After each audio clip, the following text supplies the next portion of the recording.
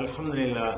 கண்ணியத்திற்குரிய எல்லாம் அல்ல அல்லாஹ் ஜல்ல ஷானஹு தஆலாவின் நல்லடியார்களே, இந்த நிகழ்ச்சியில ஏகத்துவத்தின் எதிர்ப்பு என்ற தலைப்பு எனக்கு தரப்பட்டுள்ளது. ஏகத்துவம் என்று சொன்னால்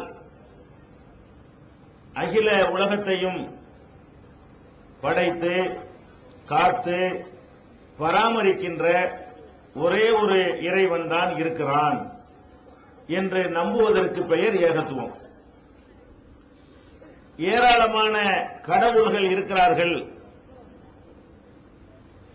ஏராளமான தெய்வங்கள் உள்ளன என்று நம்புவது ஏகத்துவத்துக்கு எதிரானது.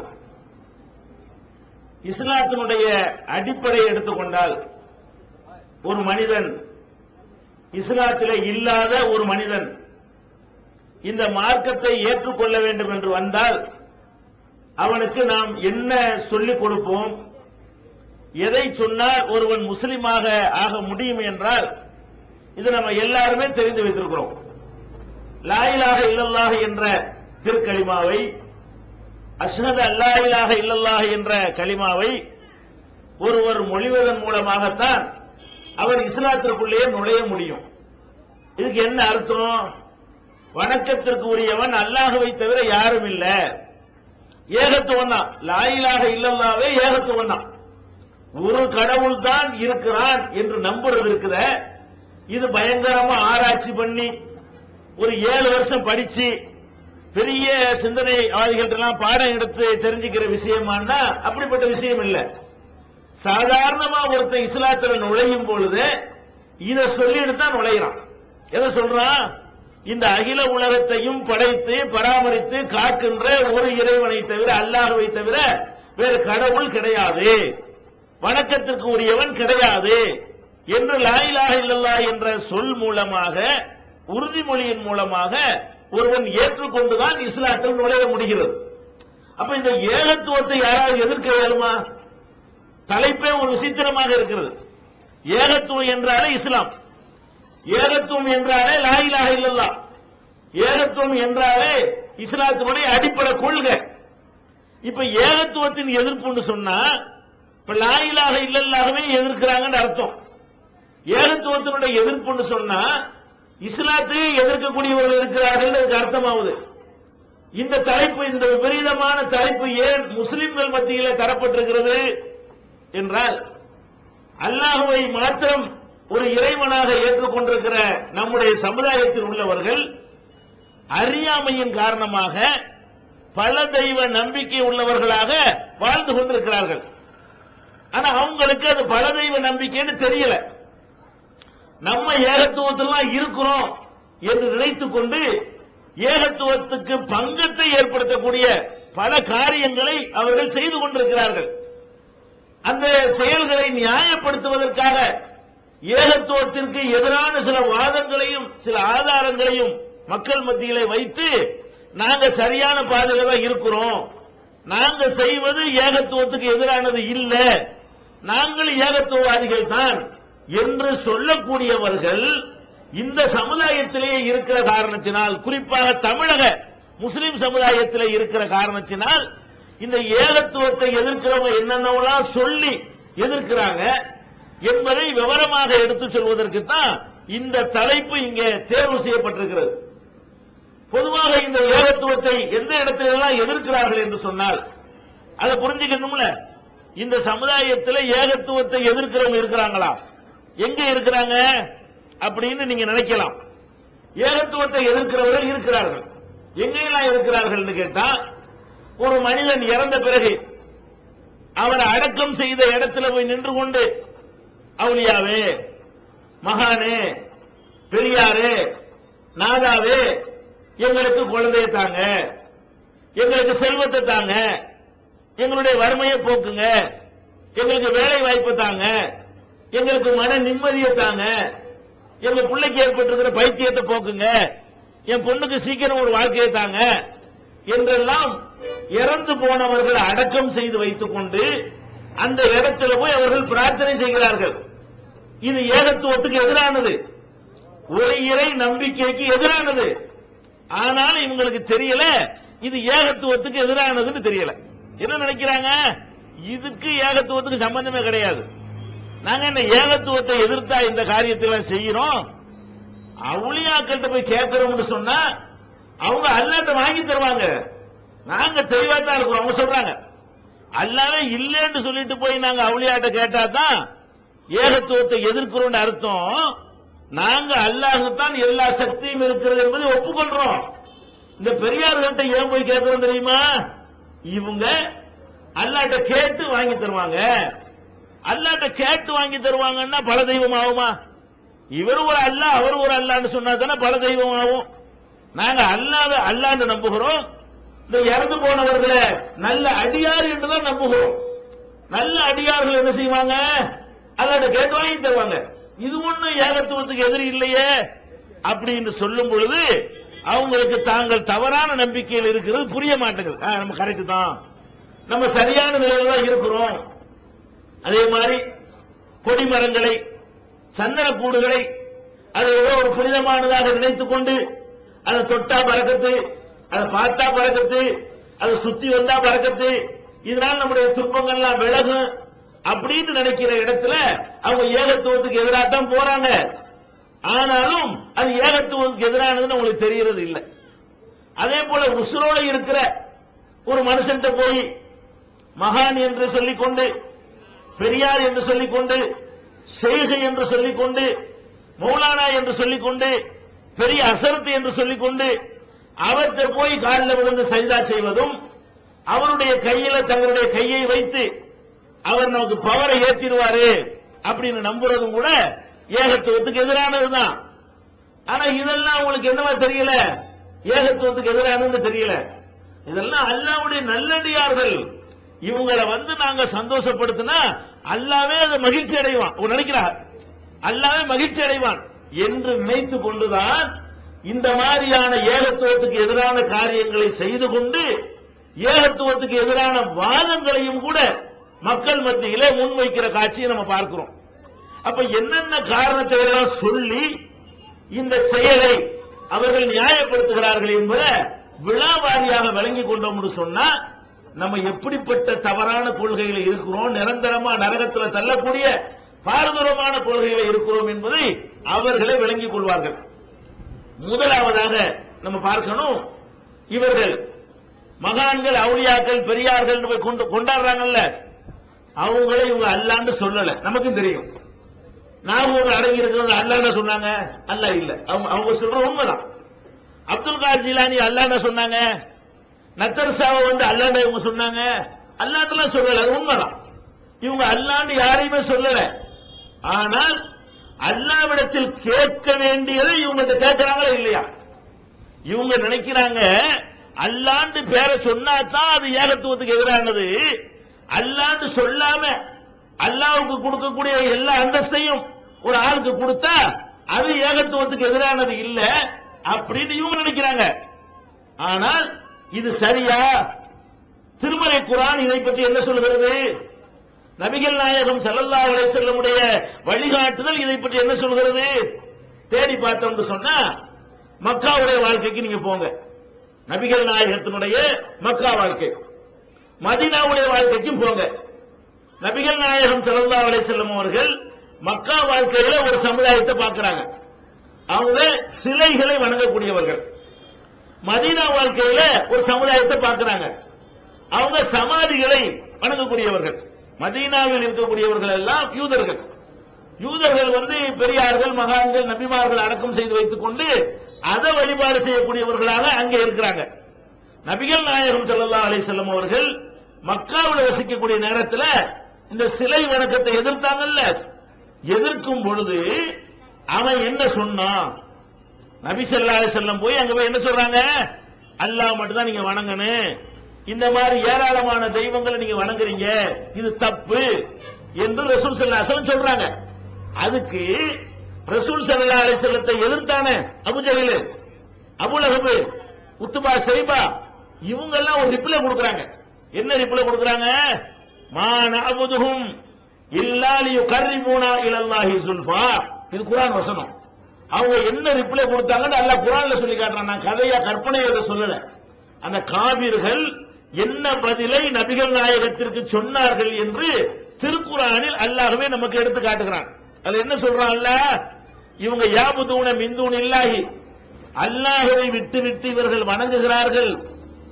மாலா என்போகும், தங்களுக்கு ஒரு நன்மையும் தராதவற்றை எல்லாம் வணங்குகிறார்கள்.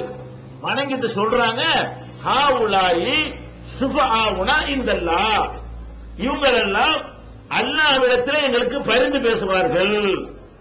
வணங்குறாங்க, பல சிலைகளை வணங்குறான். வணங்குறவன் அது அல்லாஹ்னு சொல்லல. அவன் என்ன சொன்னா, இவங்கெல்லாம் பெரியார்கள், இவங்களெல்லாம் மகான்கள், இவங்களை நாங்க குஷிப்படுத்தினா திருப்திப்படுத்தினா இவங்க அல்லாஹ்ட்ட வாங்கி தருவாங்க. அவன் சொன்ன பதில், மானாவதுகும், இவர்களை நாங்கள் வணங்கவில்லை, இல்லாலியு கர்ரிபூனா இலல்லாஹி சுல்ஃபா, அல்லாஹ்விடத்தில் எங்களுக்கு நெருக்கத்தை ஏற்படுத்துவதற்காகவே தவிர வணங்கல. இவங்களை வணங்குறது அல்லாஹ்னு நினைச்சாங்க, வணங்கல. இந்த சிலைகளா இருக்கிறாங்களே இவங்களை கடவுள் நினைச்ச நாங்க வணங்குறோம். நாங்க அப்படி வணங்கல. கடவுள் கடவுள் தான். இவர்களை ஏன் வணங்குறோம் என்று கேட்டால் அல்லாஹ்ட்ட நெருக்கமாக்கி வைப்பார்கள். ஹாவுலாயி ஷுஃபாவுனா இந்தல்லாஹ், இவங்களெல்லாம் அல்லாஹ்விடத்தில் எங்களுக்கு சிபாரிசு செய்வார்கள். யாரு? இந்த சிலைகளாக நிறுத்தப்பட்டிருக்கிறாங்களே இவங்களெல்லாம் அல்லாஹ்விடத்தில் எங்களுக்கு சிபாரிசு செய்வார்கள். அப்ப என்ன வழங்குது? நம்ம செய்யறது சரின்னு சொன்னா அவன் செஞ்சும் சரிதானே. நம்ம தர்கா வழிபாடு செய்யும்போது என்ன சொல்றோம்? நாங்க என்ன அல்லாஹ்னா சொன்னோம், இவங்களெல்லாம் அல்லாஹ்ட்ட வாங்கி தருவாங்கன்னு தானே சொல்றோம். நாங்க என்ன, நான் மைதீன் ஆண்டவர் அல்லாஹ்னு நாங்க சொன்னோம், இவர் அல்லாஹ்ட்ட நெருக்கமாக்கி வைப்பாருன்னு நாங்க சொன்னோம். இது தப்பா அப்படின்னு கேக்குறீங்கல்ல? இது தப்பு இல்லை என்றால் அதுவும் தப்பு இல்லை. எது? மக்காவுல இருந்த காபிர் சொன்னானே அதுவும் தப்பு இல்லை. அவன் என்ன சொன்னா, நாங்கள் ஒரு அல்லாஹ் தாயா சொல்றோம், நீ என்ன புதுசா சொல்ல வந்துட்ட? வலையின் சால்தகும் மன் ஹலக சமாவாத்தி வல்லர், வானங்களையும் பூமியையும் படைத்தவன் யார் என்று நபியே முகமதே அவங்கள்ட்ட கேள்வி கேட்டு பாரு. அல்லாஹ் குர்ஆன்ல சொல்றான். அல்லாஹ் சொல்றான், வலையின் சால்தகும் மன் ஹலக சமாவாத்தி வல்லர், வானங்களையும் பூமியையும் படைத்தவன் யார்? சயகூலுன் அல்லாஹ், அவங்க சொல்லுவார்கள் அல்லாஹ் என்று சொல்லுவார்கள். வானத்தை படைச்சது யாருன்னு கேட்டா அபூஜஹல் சொல்லுவானா அல்லாஹ்னு சொல்லி, பூமியை படைச்சது யாரா அல்லாஹ்னு சொல்லுவான். பிறகு ஏன்டா இதெல்லாம் போட்டு வணங்குற? அல்லாஹ் வணங்க வேண்டியது என்னடா? இது எதுக்கு நாங்க வணங்குறோம்னா இவங்க அல்லாஹ்ட்ட எங்களுக்கு வாங்கி தருவாங்க. முடிஞ்சு போச்சா கதை? இப்படி சொன்னவர்களைத்தான் குர்ஆன் காபிர்கள் என்று சொல்கிறது. இப்படி சொன்னவர்களைத்தான் குர்ஆன் முஷ்ரிக்குகள் என்று சொல்கிறது. அப்ப நீங்க அல்லாஹ்ட்ட வாங்கி தருவார்கள் என்று நம்புனா அது ஏகத்துவத்துக்கு எதிர் இல்லை என்று சொன்னா இது கண்டிக்கப்படுமா? அபூஜஹலுடைய வழி தப்பு நீங்க சொல்ல முடியுமா? அந்த அபூஜஹலைத்தான் நபிகள் நாயகம் ஸல்லல்லாஹு அலைஹி வஸல்லம் எதிர்த்தார்கள். அதே மாதிரி மதீனாவுக்கு வாங்க கேட்டா அதுக்கு ஒரு பதில் வச்சுக்கிறாங்க ரெடிமேட். என்னது? அது சிலை, இது பெரியாரு, இது கபர் வேறையா சிலை வேறையா? அட சிலையா இருந்தா என்ன, கபரா இருந்தா என்ன? அல்லாஹ்வை தவிர யாரையும் வணங்க கூடாது, யாரையும் வணங்கத்தான் கூடாது. அல்லாஹ்வை தவிர யாரையும் வணங்க கூடாதுன்னா சிலையா இருக்கட்டுமே. சிலைங்கிறது என்ன? பெரியார்கள் பேர்ல சிலையை நிறுவி வச்சிருக்கிறான், அப்படியே வச்சுக்கிடுவோம். ஒரு சிலைக்கு தனி சட்டம், சமாதிக்கு தனி சட்டங்கிறீங்களா? அதுக்கு மதீனா வாழ்க்கை பதில் தருகிறது. நபிகள் நாயகம் ஸல்லல்லாஹு அலைஹி வஸல்லம் உடைய மதீனா வாழ்க்கைக்கு போனா அவங்க கபரை வணங்குறாங்க. இவங்க சிலையை வணங்கின மாதிரி அவங்க எதை வணங்குறான்? சமாதியை வணங்குறான். அத ரசூல் ஸல்லல்லாஹு அலைஹி வஸல்லம் கண்டிக்கிறாங்க. எப்படி கண்டிக்கிறாங்க? லஅனல்லாஹுல் யஹூத வன் நஸாரா, யஹூதி நஸாராக்களுக்கு அல்லாஹ்வுடைய சாபம் இறங்குகிறது. யஹூதிகளுக்கும் நஸாராக்களுக்கும் அல்லாஹ்வுடைய சாபம் இறங்குகிறது. ஏனென்றால் இத்தகது குபூர் அம்பியாயிஹிம் மசாஜித், நபிமார்களுடைய அடக்கத்தலங்களை வணக்கத்தலங்களாக ஆக்கிவிட்டார்கள். எதுக்கு சாபம் இறங்குது? நபிமார்களை அடக்கி வச்சுவிட்டு அந்த இடத்துல வணக்கம் செய்யறான். அதனால அல்லாஹ்வுடைய சாபம் லானத்து இறங்குகிறது. நபிகள் நாயகம் ஸல்லல்லாஹு அலைஹி வஸல்லம் சொல்றாங்க. இப்ப என்ன விளங்குது? சமாதி ஒண்ணுதான், சிலை ஒண்ணு. அல்லாஹ்வை தவிர யாரை வணங்க கூடாதுன்னா நீ சிலையை வணங்கினாலும் அந்த ஏகத்துவம் அடிபட்டு போய்விட்டது, கபரை வணங்கினாலும் ஏகத்துவம் அடிபட்டு போய்விட்டது. இன்னும் சொல்ல போனா அவன் வணங்கினான அந்த கபரு நம்ம வணங்குற கபரை விட லட்சம் மடங்கு பெட்டர். ஏன்? அவன் யாருடைய கபரை வணங்கி இருக்கிறான்? நபிமார்களுடைய கபரை, நபிகள் நாயகம் ஸல்லல்லாஹு அலைஹி வஸல்லம் அந்த ஹதீஸ்ல என்ன வாசகம் வருது? இத்தஹது குபூர அன்பியாயிஹிம் மசாஜித், நபிமார்களின் அடக்கத்தலங்களை மஸ்ஜிதுகளாக ஆக்கிவிட்டார்கள். நபிமார்கள் யாருங்க? நல்லடியார்கள் என்று 100% உறுதி செய்யப்பட்டவர்கள். நபிமார்கள் என்றால் யாரை அல்லாஹ் தேர்வு செய்து கொண்டானோ, சத்திய மார்க்கத்தை எடுத்துச் சொல்வதற்கான கிரீடத்தை யாருக்கு சூட்டினானோ அவங்க தான் நபிமார்கள். அப்ப நபிமார்கள் 100% நல்லவர்கள் என்பதில் யாருக்கும் சந்தேகம் இல்லை. ஆனா நம்ம அவுலியாங்கிறமே இதுக்கு ஏதாவது சீல் வைக்க ஏழுமா நல்லவர்னு? நம்ம உங்களால மகான்கிறோம்லங்க. உனக்கு எப்படி மகான் தெரியும்? மூசா நபிய மகான் நான் சொல்ல முடியும். ஏன்? அவர் நபி, அல்லாஹ் சொல்லிட்டான்.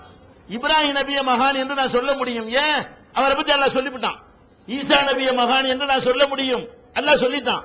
அதே மாதிரி ஒவ்வொரு நபிமார்களை பற்றியும் அய்யூப் நபி, நூஹ் நபி, யூனுஸ் நபி, லூத் நபி, இப்படி எந்த நபி எடுத்துக்கொண்டாலும் அவங்க எல்லாம் நல்லடியார்கள் என்று அல்லாஹ்வே சொல்லிட்டான். கன்ஃபார்மா நல்லடியார்கள். அந்த நல்லடியார்களை வணங்குறதுக்கு லானத்து இறங்குதுன்னு சொன்னா, அல்லாஹ்வுடைய சாபம் இறங்குதுன்னு சொன்னா, நீங்க வணங்குற நல்லடியார்களா சொல்ல முடியாது. நீங்க எப்படி நல்லடியார முடிவு பண்றீங்க? இந்த வாழும் போது எப்படி முடிவு பண்றீங்கன்னு பார்த்தாலே தெரிஞ்சு போயிடும். நீங்க வாழ்ந்த காலத்துல செத்தால விட்டுருங்க, உசுரோட இருக்கும் பொழுது ஒரு ஆளை நல்லடியார் முடிவு செய்ய என்ன அளவுகோல் வச்சுக்கிறீங்க? கல்வ போய் பலந்து பார்த்து உள்ளத்துக்குள்ள நுழைஞ்சி நல்லா நம்பி இருக்கு அப்படியா கண்டுபிடிச்சீங்க? நீங்க யார நல்லடியாருங்கிறீங்க? பெரிய தலப்பா காட்டினா நல்லடியாரு. இப்ப பேண்ட் ஒரு சட்டையும் போட்டானா அவன் நல்லடியாரு இல்ல. அவன் நல்ல இறையச்சம் உள்ளவனா இருப்பான். அவன் வரதட்சணை வாங்க மாட்டான். தலப்பா ஜிப்பா போட்டு வரதட்சணை வாங்குவாரு. ஆனால் நம்ம என்ன நல்லடியார்? ஏன் நல்லடியாரு? ஆடி வச்சிருக்காருல, தலப்பா கட்டி இருக்கிறார்ல, முழங்காலுக்குள்ள ஜிப்பா போட்டு இருக்கிறார்ல, வெள்ளையும் செல்லையுமா இருக்கிறார்ல, இடுப்பு வளையாம இருக்கிறார்ல. நம்ம இடுப்பு வளையாட்டி நல்லடியார். நமக்கு நல்லடியாருக்கு இந்த அளவுகோல். யார் இடுப்பை வளைக்காம சொகுசா அப்படி தெரிகிறார்களோ, வெள்ளையும் செல்லையும் மினிக்கி கொண்டிருக்கிறார்களோ, பெரிய தலப்பா, இப்படித்தான் நல்லடியாருங்கிறீங்க. இந்த நல்லடியார்ல எத்தனை நல்லடியார் இருக்கு, எத்தனை செய்தார்கள் யாருக்காவது தெரியுமா? இந்த மாதிரி ஜிப்பா போட்டு நல்லடியார்னு பேர் வாங்குற பெரிய கஷ்டமா? இப்ப நல்லடியாருக்கு சாதாரண அடியாருக்கு என்ன வித்தியாசம்னா, அரை மீட்டர் துணி தான் வித்தியாசம். நம்மளை விட அரை மீட்டர் துணி கூட அவருக்கு. நம்ம இவ்வளவுக்கு சட்டை போட்டா அவர் இவ்வளவுக்கு போடுவார். நல்லடியாருக்கு என்ன வித்தியாசம் வச்சிருக்கிறோம்? இவ்வளவுதானே. அப்ப நீங்க எப்படி இந்த மாதிரி பெரிய தாடி தலப்பா பார்த்து நல்லடியார்னு முடிவு பண்றீங்களோ, அப்படித்தானே உங்க அப்பா பாட்டு பண்ணிருப்பாங்க. அப்படித்தானே போய் வச்சு நல்லடியார் இருப்பாங்க. வேற வசிய வந்துச்சு. இதுல அடங்கி இருக்கிற நல்லடியார் அல்லாஹ் சொன்னானா? இல்ல, நீங்களா சொல்லிக்கிட்டீங்க. அவ்வளவு வேணாம். நம்ம யாரையெல்லாம் நல்லடியார் நினைக்கிறோம் என்பதற்கு நம்ம கண் முன்னாடி நடக்கிற சான்றுகளை நீங்கள் பார்க்கலாம். நல்லடியார்களுக்கு உதாரணத்துக்கு சொல்வதாக இருந்தால், ஒரு கெட்டடியார் என்பதற்கு ப்ரூஃப் நம்ம வச்சிருக்கிறோம். அவரை நல்லடியார் சொல்றாங்களா இல்லையா? நம்ம கண்ணு முன்னாடி இதை செஞ்சவர் நிச்சயமாக கெட்டவராத்தான் இருப்பார்னு நமக்கு தெரிகிறது. எதை வச்சு தெரியுது? குர்ஆனை வைத்து தெரிகிறது, ஹதீஸை வச்சு தெரிகிறது. அவரையும் நல்லடியார்னு சொல்றாங்களா இல்லையா? இந்த அடக்கப்பட்டிருக்கிற கபூர்கள்லாம் நீங்க பாத்தீங்கன்னா நிறைய மஸ்தான்கள் இருப்பார்கள். அதுக்கு பேர்லயே மஸ்தான் வருங்க. குணங்குடி மஸ்தான், சட்டி மஸ்தான், துர்த்தியப்பா மஸ்தான் சொல்லி மஸ்தான் வச்சிருப்பாங்க. மஸ்தான் என்னங்க அர்த்தம்? மஸ்துனா என்ன? மஸ்து போத மஸ்துல இருக்க. மஸ்தான் பாரசி வார்த்தைங்க. கஞ்சாவை கசைக்கிட்டு இப்படி மயங்கிட்டு இருப்பாங்க பாருங்க, அவங்களுக்கு பேர் தான் மஸ்தான். அப்ப மஸ்துல இருந்ததுனால மஸ்தான்ங்கிற பேரு. அப்ப மஸ்துலயே இருக்கக்கூடிய ஆட்களை அது மாதிரி ஒரு மாதிரியை கஞ்சாவை கசைக்கிட்டு ஒரு மாதிரியை உலர் வாங்கல, அது உலகெல்லாம் நம்ம ஆளுக்கு என்ன பண்ணிட்டாங்க? மகான் சொல்லி பேர்லயே மஸ்தான் வச்சுக்கிறானே. இது அவுளியாவா இருக்க ஏழுமா? அதை கூட பார்க்கல. இப்படி எத்தனை மஸ்தான்கள் கிடைக்கிறது? அவ்வளவு வேணாம். குணங்குடி மஸ்தான் ஒரு ஆள் எங்க ஊருக்காரவர். இந்த குணங்குடி மஸ்தானுக்கு தர்கா கட்டி வச்சுக்கிறாங்க எங்க சென்னையில. அவர் பெரிய மகான் அவுளியான்னு போட்டுறாங்க. அவர் அவுளியான்னு எப்படி கண்டுபிடிச்சீங்க? அவர் கோமணம் தான் கட்டியிருந்தார். அந்த குணங்குடி மஸ்தான் பாடல்கள் புஸ்தகம் போட்டிருப்பாங்க. அதை பாத்தீங்கன்னா கோமணம், அதான் ஒண்ணுமே இருக்காது, மேல ஒண்ணுமே இருக்காதுங்க, கீழே ஒண்ணுமே இருக்காது. ஒரு லங்கோடு மட்டும் கட்டி உட்கார்ந்துட்டு இருப்பாரு. இந்த மாதிரியான நிலையில ஒருத்தர் தெருவில் தெரிஞ்சா கிறுக்கம்பிங்களா அவுளியாம்பிங்களா? இது மாதிரி உங்க தெருவில் ஒருத்தர் நான் வந்தா ஒத்துக்குறீங்களா? அத இது என்ன அவுளியா? இதை பார்த்தோட ஒரு முஸ்லீம் என்ன பண்ணணும்? கண்டிப்பா அந்த ஆள் கிடையாது, இந்த கோலத்தில் இவர் வாழ்ந்திருப்பாரேயானால் நிச்சயமாக இவருக்கு மார்க்கத்துக்கு சம்பந்தம் இல்லைன்னு முடிவு எடுக்கிறதா? குணங்குடி மஸ்தான் ரஹ்மத்துல்லாஹி அலைஹிங்கிறதா? அப்ப இப்படி இதுதான் மகானுக்கு அடையாளம்னா எல்லாருக்கும் பிரச்சாரம் பண்ணுங்க. அதற்கு இமாம் அப்படி ஆக்குங்க. இமாம் இருக்காருல, இமாம் சார் நீங்க அவுலியா மாதிரி ஆகணும், அதனால லங்கோட ஒன்று இல்லைங்க சொல்லுங்க. அப்போ நீங்க லங்கோடு வச்சாலும் மகான்கிறீங்க இல்லங்க. அப்ப நல்லா தெரியுது, ஒரு புஸ்தகத்துல குணங்குடி மஸ்தான் பாடல்கள்ங்கிற புஸ்தகத்துல அட்டையை திறந்த உடனே அவர் கோமணத்தை கட்டிட்டு உட்கார்ந்து இருக்காரு, சமணம் போட்டு உட்கார்ந்து இருக்காரு. ஒரு கோமணத்தை தவிர எதுவும் எந்த ட்ரெஸ்ஸுமே இல்ல. இது அவுலியாவா? சிந்திக்க மாட்டீர்களா? அது மாத்திரம் இல்ல, அவர் மீச வச்சிருக்கிறாரு, வாயே தெரியல. வாயை மறைச்சு மீச வைக்கலாமா? மீசை வந்து உலகத்துக்கு மேலதான் வைக்கணும், கத்தரிக்கணும். இப்படி வாழ்ந்தவர்கள் மகான்களா? அப்ப தன்னை சீர்திருத்திக் கொள்ளாம அழகுபடுத்திக் கொள்ளாம எல்லாம் வாழ்ந்திருக்கிறாரு. அதை விடுங்க, அவர் எழுத புஸ்தகங்களை பார்க்கிறோம். இன்றைக்கு உங்களுக்கு அச்சிடப்பட்டு என்ன செய்து இட்டா பார்த்த சாரதி நாயுடு வெளியிட்டு இருக்காரு. இன்னமும் அது குணங்குடி மஸ்தான் பாடல்கள். அதை எடுத்து பார்த்தீங்கன்னா அதுல சொல்லக்கூடிய விஷயம் எல்லாம் இஸ்லாத்தோட பயங்கர சண்டை போடுற மாதிரி இருக்கும். அவர் அவுலியா, அவர் எழுதி வச்சுட்டு போன பேப்பர் சொல்லுது இவர் முஸ்லீம் இல்லைன்னு. நம்ம சொல்றோம் மகான்கிறோம். எப்படி கணக்கு பாத்தீங்களா? அவர் என்ன சொல்றாரு? அல்லாஹ்வை நோக்கி ஒரு பாட்டு படிக்கிறார். எப்படி படிக்கிறார்னா, முட்டையும் பொரித்து முழுக்கோழியும் தான் பொரித்து தட்டை பீங்கானில் வைத்து தருவேன் நிராமயமே. அல்லாஹ்வை கூப்பிட்டு சொல்றாரு, இறைவா உனக்கு முட்டையும் பொரிச்சு வச்சுக்கிட்டு ஒரு முழு கோழியையும் பொரிச்சு வச்சுக்கிட்டு தட்டை பீங்கான்ல வச்சு நான் உனக்கு தருவேன். யாருக்கு தருவாரா? அல்லாஹ்வுக்கு. இப்படி ஒருத்தன் சொன்னா முஸ்லிமா? இது அவுலியாவா? அட அல்லாஹ் சூரத்துல் இக்லாஸ்ல என்ன சொல்றான்? அல்லாஹ்வை நோக்கி ஒரு பாட்டு படிக்கிறார். எப்படி படிக்கிறார்னா, முட்டையும் பொரித்து முழுக்கோழியும் தான் பொரித்து தட்டை பீங்கானில் வைத்து தருவேன் நிராமயமே. அல்லாஹ்வை கூப்பிட்டு சொல்றாரு, இறைவா உனக்கு முட்டையும் பொரிச்சு வச்சுக்கிட்டு ஒரு முழு கோழியையும் பொரிச்சு வச்சுக்கிட்டு தட்டை பீங்கான்ல வச்சு நான் உனக்கு தருவேன். யாருக்கு தருவாரா? அல்லாஹ்வுக்கு. இப்படி ஒருத்தன் சொன்னா முஸ்லிமா? இது அவுலியாவா? அட அல்லாஹ் சூரத்துல் இக்லாஸ்ல என்ன சொல்றான்? அல்லாஹு அஹத், அல்லாஹு சமத். அல்லாஹ்ங்கிறவன் ஏகன், அல்லாஹ்ங்கிறவன் தேவையற்றவன். சமது என்ற அல்லாஹ்வுக்கு ஒரு பெயர். அவனுக்கு முட்டை தேவையா? முழுக்கோழி அவனுக்கு தேவையா? அதே மாதிரி என்ன பண்ணி விட்டான்னா அல்லாஹ்வுக்கு முழுக்கோழி கொடுப்பாராம். அல்லாஹ்வுக்கு. அப்ப இதுல இருந்து என்ன மெசேஜ் வைக்கிறாரு? அல்லாஹ்ங்கிறவன் முட்டைக்கு மயங்குறவன், அல்லாஹ்ங்கிறவன் கோழிக்கு மயங்குறவன். இவன் அல்லாவா? இப்படி இருந்த அல்லாவா? நான் கேட்கிறேன், அல்லாவை பற்றி இப்படி ஒரு புரிந்து வைத்திருந்தால் இவர் முஸ்லிமா? அல்லாஹ் தேவையில் சூரத்துல் இக்லாஸ் குல் ஹுவல்லாஹ் சூராவுக்கு அர்த்தம் தெரியாட்டி அவர் முஸ்லிமா? நீங்க என்ன பண்றீங்க? அவரை மகான்கிறீங்க. அதே மாதிரி நபிகள் நாயகம் ஸல்லல்லாஹு, உதாரணத்துக்கு தான் நான் ஒண்ணு சொல்றேன், அதை படிச்சு எல்லாம் வண்டி வண்டியா கொதிக்கி ரத்தம். இதான் இஸ்லாமா? ஒரு முஸ்லீம் இப்படி எல்லாம் பாட முடியுமா? ஒரு இஸ்லாத்தின் அடிப்படை தெரிஞ்ச ஒருத்தன் வாயிலிருந்து இது மாதிரியான வார்த்தைகள் வருமா என்று சொல்லத்தக்க ஆட்களை எல்லாம் நாம மகான்கள் என்று சொல்லிக் கொண்டிருக்கிறோம். சிந்தித்து பார்க்க வேண்டும். அது மாத்திரம் இல்ல, அவர் பாட்டில் அவர் சொல்லுவார், என்ன சொல்லுவார்னு கேட்டா, கல்யாணம் பண்றோம்ல, கல்யாணம் பண்ற சுன்னத்து. நபிகள் நாயகம் ஸல்லல்லாஹு அலைஹி வஸல்லம் காலத்திலேயே எத்தனை பேர் வந்தாங்க, நாங்க நிறைய அல்லாஹ்வுக்காக அர்ப்பணிக்க போறோம்னு சொல்லி கல்யாணம் பண்ண மாட்டோம்னு முடிவெடுத்தாங்க. நபிகள் நாயகம் ஒத்துக்கிட்டாங்களா? ஒத்துக்கறல. டேய் உன்னை விட நான் அல்லாஹ்வை அதிகம் பயப்படுகிறேன், ஆனா அக்ஸாக்கும் லில்லாஹ், உங்களை விட அல்லாஹ்வை ஜாஸ்தியா நான் பயப்படுறேன். நான் கல்யாணம் பண்ணிருக்கிறேன். கல்யாணம் பண்ணா இறை செய்யலன்னு அர்த்தமா? நான் திருமணம் செய்திருக்கிறேன், மனைவி மக்களோட வாழ்ந்து கொண்டிருக்கிறேன். யார் என்னுடைய இந்த வழிமுறையை புறக்கணிக்கிறாரோ அவர் என்னை சேர்ந்தவர் இல்லை. திருமணம் செய்யாம ஒருத்தர் இருந்தா அவர் என்னை சேர்ந்தவர். சுன்னத்தி வலைச மின்னி, என்னுடைய சுண்ணத்தை யார் அலட்சியப்படுத்துகிறாரோ அவர் என்னை சேர்ந்தவர் இல்லை. அப்ப ஒரு நல்லடியாருக்கு அளவுகோல் என்ன? அவர் கல்யாணம் பண்ண வேண்டும். பண்ணாம இருக்கலாம். யார் இருக்கலாம்? 9 இருந்தால் அப்படி இருக்கலாம். அது அவருக்கு தேவையில்லாமல் இருந்தால். கல்யாணம் பண்ணுவது யாருக்கு கல்யாணம் பண்ணுவதற்குரிய அம்சம் இல்லையோ அந்த நிலையில் உள்ளவர்களாக இருந்தால் கல்யாணம் பண்ணாம இருந்துட்டு போகலாம், அதை மறைக்கிறதுக்காக வேண்டி. அது வேணா நீங்க செய்யலாமே தவிர, நீங்கள் ஒரு ஆண்மகனாக இருந்தால் ஒரு இஸ்லாத்துல கண்டிப்பா என்ன செய்யணும்? கல்யாணம் பண்ணி ஆக வேண்டும். இவர் கல்யாணம் பண்ணல. சரி பண்ணலன்னா உனக்கு அந்த மாதிரி அம்சம் இல்லாட்டி விட்டுட்டு போக வேண்டியதானே? இந்த என்ன பண்றாரு? கல்யாணம் பண்ற தப்பு நிரூபிக்கிறார். என்ன எழுதுறாரு? அவருடைய பாடல்கள் எழுதுறாரு, கல்யாணம் பண்ணிக்கூடாது. ஏன் பண்ணக்கூடாது? கல்யாணம் பண்ணினா ஆடென்றும் மாடென்றும் வீடென்றும் தேடென்றும் ஆண்டவனை மறப்பாக்குவாள். அந்த நாரிகள் ஆசை வைத்தையோ வையத்தில் பெண் கொண்ட பேர் பெற்ற பாட்டையும் கேட்டையும் பேசுவோமே நெஞ்சமேங்கிறார். என்ன செய்யறாரு? கல்யாணம் பண்ணு வை, ஆடுங்குவா, அப்புறம் மாடும்பா, அப்புறம் வீடும்பா, அப்புறம் தேடும்பா, உன்னை நாசமாக்கிடுவான் அந்த பொம்பளை. அவர் சொல்றாரு. நம்மள மறந்துட்டோமா? அப்ப கல்யாணம் பண்ணா ஏன் ஆண்டவனை மறக்கிறான்? கல்யாணம் பண்ணா நல்ல ஆண்டவன் நினைக்குவான். ஆனா நடைமுறையிலே பாக்குறோம், உன்னா நம்பர் சைத்தான சுத்திட்டு இருந்தாங்கன்னா இவனுக்கு ஒரு கால் கடை போடுங்க சரியா வந்துருவான்னு சொல்லுவோம். நம்மளே சொல்லுவோம். உலகத்துல என்ன விலைக்கு வச்சிருக்கிறோம்? ஒரு மாதிரியா தருதலையா சுத்தினான்னு சொன்னா அவனுக்கு ஒரு கல்யாணத்தை பண்ணி வைங்க, ஆள் சரியா வந்துருவான் சொல்றமா இல்லையா? அப்ப கல்யாணம் பண்ணுவது ஒருத்தனை நல்லடியாரா மாத்தும் நடைமுறையிலையும் பாக்குறோம். நபிகள் நாயகமும் சொல்றாங்க.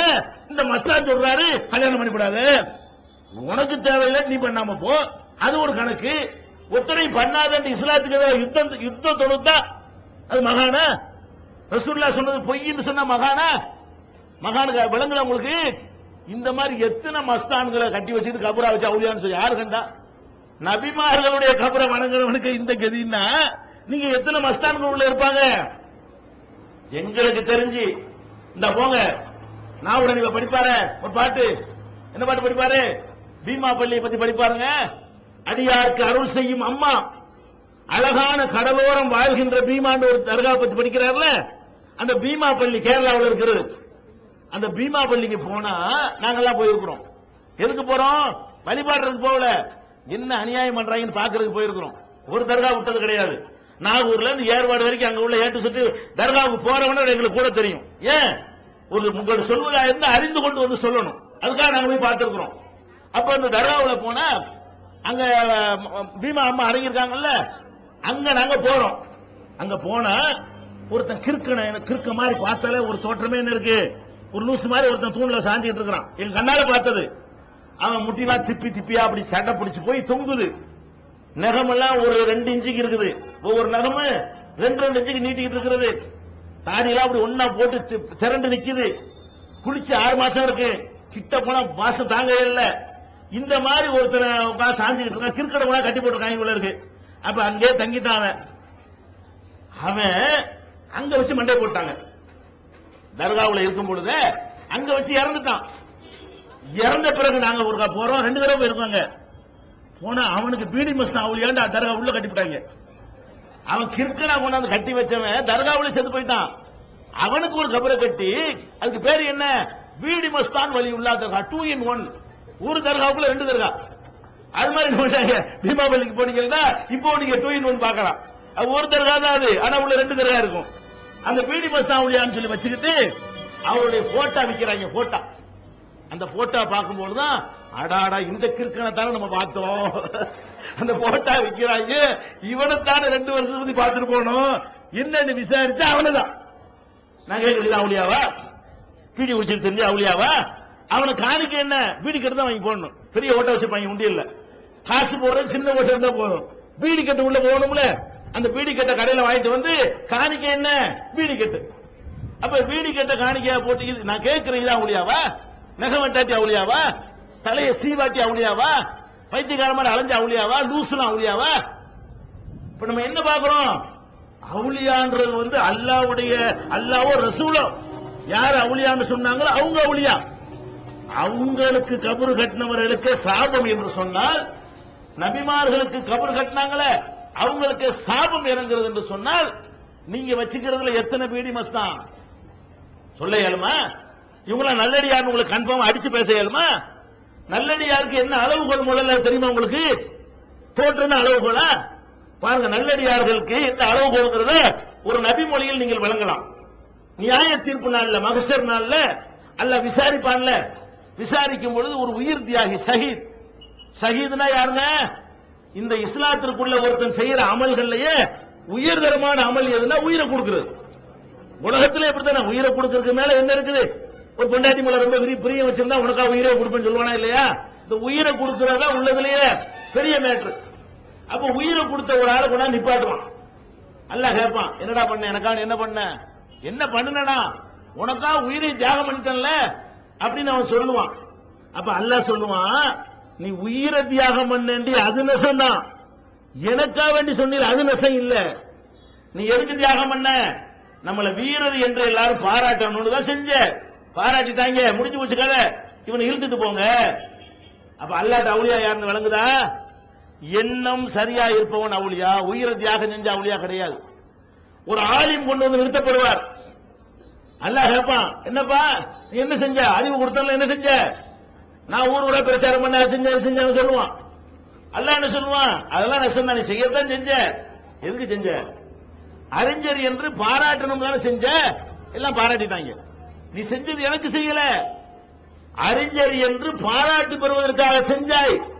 பாராட்டி விட்டார்கள், போனதுக்கு பெரிய வள்ளல் கொடை வள்ளல கொண்டாந்து நிப்பாட்டுவான் அல்லாஹ்.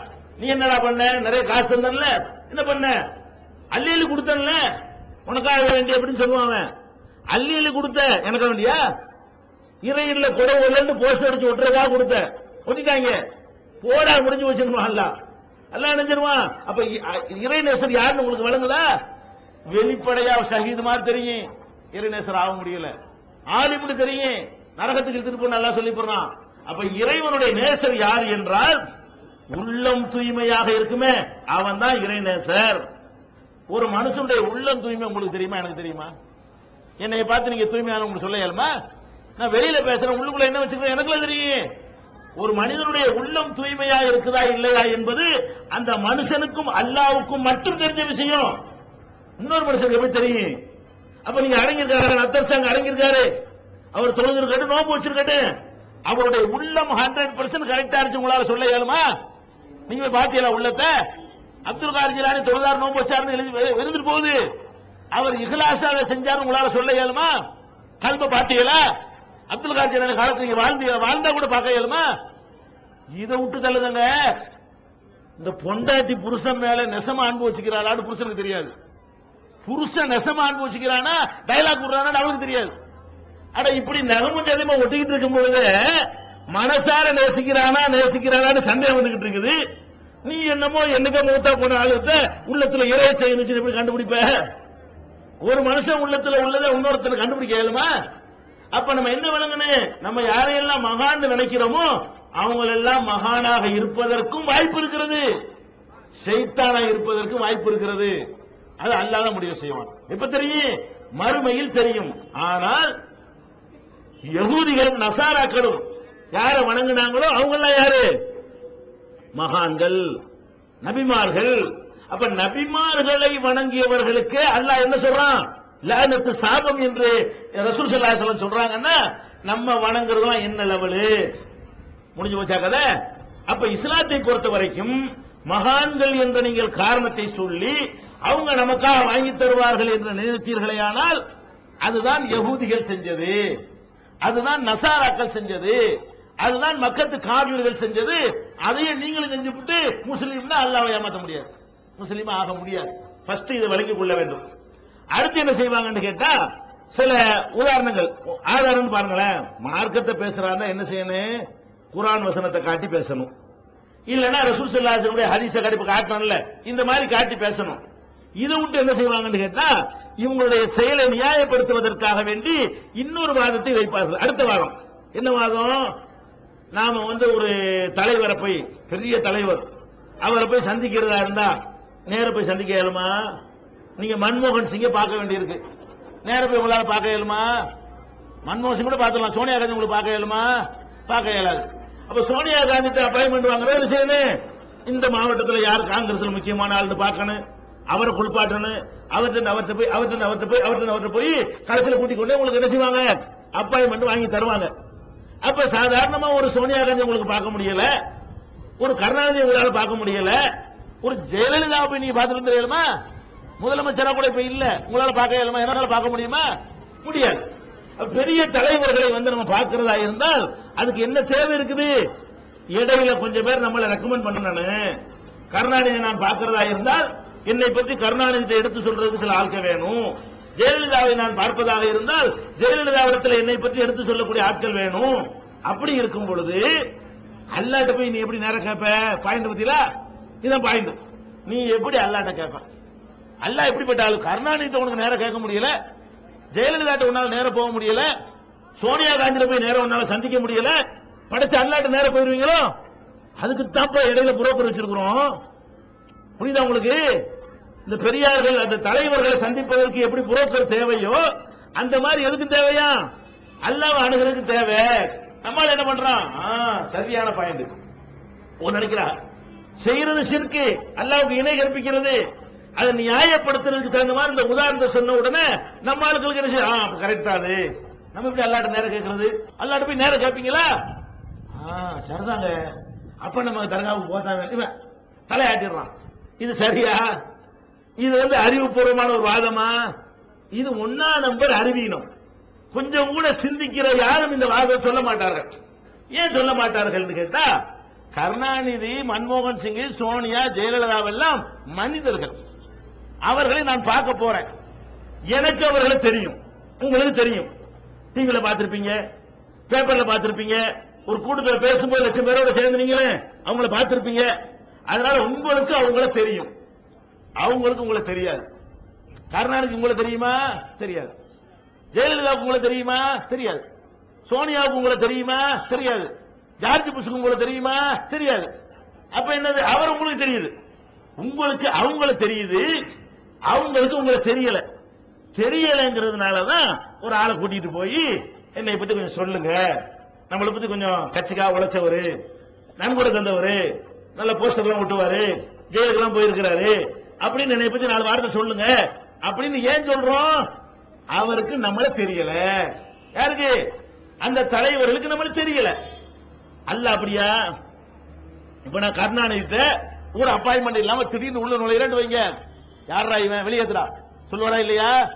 யார் எந்த ஒரு ரெக்கமெண்ட் இல்லாம நான் உள்ள போனா வெளியேற்றிடுவாங்க. ஏன்? என்ன இவருக்கு தெரியாது.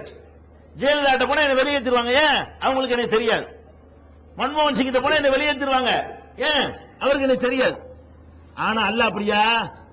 எனக்கு வயிற்று வலிக்குது, யா அல்லாஹ் வயிற்று வலி, நீ தான் பார்த்து ஏதாவது செய்யணுங்கிற உடனே அல்ல அப்படி எட்டி பார்த்து இவன் யார் புது ஆளா இருக்கிறான், நம்மளுக்கு தெரியாத இவன் யாரா நம்மகிட்ட வந்து கேட்கறான், யாரை கூட்டுவாடா அப்படி நல்லா சொல்லுவானா? கருணாநிதி சொல்லுவாரு, ஜெயலலிதா சொல்லுவாங்க. அல்லாஹ் சொல்லுவானா? அல்லாட்ட கேட்கறீங்க, அல்லா எனக்கு ஆம்பளை பிள்ளை கொடு, நீ யார புது ஆளா இருக்கிறான் நம்மகிட்ட வந்து கேட்கறான், தெரிஞ்சால கூட்டிட்டு வாடா சொல்லுவானா? அல்லாஹ் அல்லாவும் மனுஷன் ஒன்னா? இது உதாரணமா? இது ஒரு முஸ்லிம் பேசலாமா? அல்லாஹ் குர்ஆன்ல என்ன சொல்லி கேட்கிறான்? லம் யகுல் லஹு குஃபுவன் அஹத், அவனுக்கு ஈக்குவலா சமமா யாரும் இல்ல. அல்லாஹ் குர்ஆன்ல சொல்றான், வலம் யகுல் லஹு குஃபுவன் அஹத், அவனுக்கு நிகராக யாரும் இல்லை. அவனுக்கு நிகராக யாராச்சும் இருந்தா உதாரணம் காட்டிட்டு போ. அவன மாதிரி யாராவது இருக்காங்களா? அல்லாவும் கருணாநிதி ஒன்னா? அல்லாவும் ஜெயலலிதா ஒன்னா? அல்லாவும் மன்மோகன் சிங் ஒன்னா? அல்லாவும் ஜார்ஜ் புஷ் ஒன்னா? அவர்களுக்கு உன்னை தெரியாது, சிபாரிசு வேணும். அவனுக்கு எல்லாத்தையும் தெரியும், என்னைய தெரியும், என்னுடைய கோரிக்கை தெரியும், நான் வாயில சொல்வதும் உள்ளத்துல உள்ளதும் ஒத்து இருக்குதான்னு அவனுக்கு தெரியும், நான் நடிக்கிறேன்னா பொய் சொல்றேன்னு அவனுக்கு தெரியும். என்னைய பத்தி இந்த அறிமுகப்படுத்த போறார் அப்துல் காதர் ஜிலானி, நத்தர் சார்கார, இவரு என்னை தெரிஞ்சு வைத்திருப்பதை விட அவனுக்கு கோடி மடங்கு அல்லாவுக்கு தெரியும். அப்புறம் என்ன போய் ரெக்கமெண்ட் பண்ண போறீங்க? அவனுக்கு தான் எல்லாம் தெரியுமாங்க. எதுக்கு ரெக்கமெண்ட், எதுக்கு சிபாரிசு, எதுக்கு? அல்லாஹ் குர்ஆன்ல சொல்லுகிறான், லைஸ கமிஸ்லிஹி ஷைஉன், அவனை போல் எதுவுமே இல்லை. மேலும் அல்லாஹ் குர்ஆன்ல சொல்லி காட்டுகிறான், ஃபலா தத்ரிபு லில்லாஹில் அம்சால், அல்லாஹ்வுக்கு உதாரணம் சொல்லிடாதீங்க. அல்லாஹ் பத்தி பேசும் பொழுது இந்த மாதிரியான உதாரணங்களை பேசக்கூடாது. அவனுக்கு உதாரணம் இல்ல. இன்னொரு இடத்துல அல்லாஹ் சொல்லி காட்டுகிறான், ஒரு வரபலனா மஸலன் வனசிய ஹல்கா, இவன் நமக்கு உதாரணம் காட்டுகிறான், இவன் எனக்கு உதாரணம் காட்டுகிறான். நான் அவனை படைச்சிருப்பதை மறந்து விட்டான், நான் உன்னை படைச்சிருக்கிறேன் அதை மறந்து விட்டு எனக்கு உதாரணம் காட்டியா? நீ என்னை மனுஷனோட ஒப்பிடுறியா என்று அல்லாஹ் தன்னுடைய கோபப்பார்வை வெளிப்படுத்துகிறான். குர்ஆன்ல உள்ள வசனங்கள் இதெல்லாம். அதனால இந்த மாதிரியான உதாரணம். சில பேர் என்ன செய்வாங்க, வேற உதாரணம். என்ன உதாரணம்? கோர்ட் வக்கீல். இப்ப எல்லாம் அவங்க வக்கீல், நாங்க வக்கீலா தானே பயன்படுத்துறோம். வக்கீல் தேவைதான். எதுக்கு தேவை? உலகத்தில் நடக்கிற வழக்குகளுக்கு தேவை. ஏன்? நீதிபதிக்கு அவன் ஒரு மனுஷன், நீதிபதியா இருக்கிற ஆள் யாரு? மனுஷன். அந்த நீதிபதி கிட்ட என்னை கொண்டு நிப்பாட்டுறாங்க, நான் ஒரு கொலை பண்ணிட்டேன் நிப்பாட்டுறாங்க. அவருக்கு ஏதாவது தெரியுமா? நான் கொலை செஞ்சேன்னு அவருக்கு தெரியுமா? செய்யறேன்றது அவருக்கு தெரியுமா? அல்ல யார் தான் அந்த கொலையை செஞ்சாண்டா அவருக்கு தெரியுமா? அவர் எதை வச்சு முடிவு பண்ண போறாரு?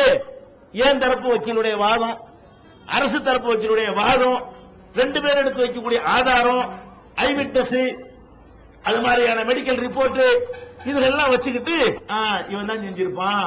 அல்ல அப்படியா? நான் என்ன செய்யறேன்? அல்லாட்ட போறேன், நோம்பே வச்சு இல்ல. அல்ல என்ன செய்யறான்? இவன் நோம்பு வைக்கவில்லை, பிடிச்சு தள்ளுங்கிறான். உடனே அவர் எந்திரிக்கிறார், ரத்தசா எந்திரிக்கிறார், யுவர் ஆனர்.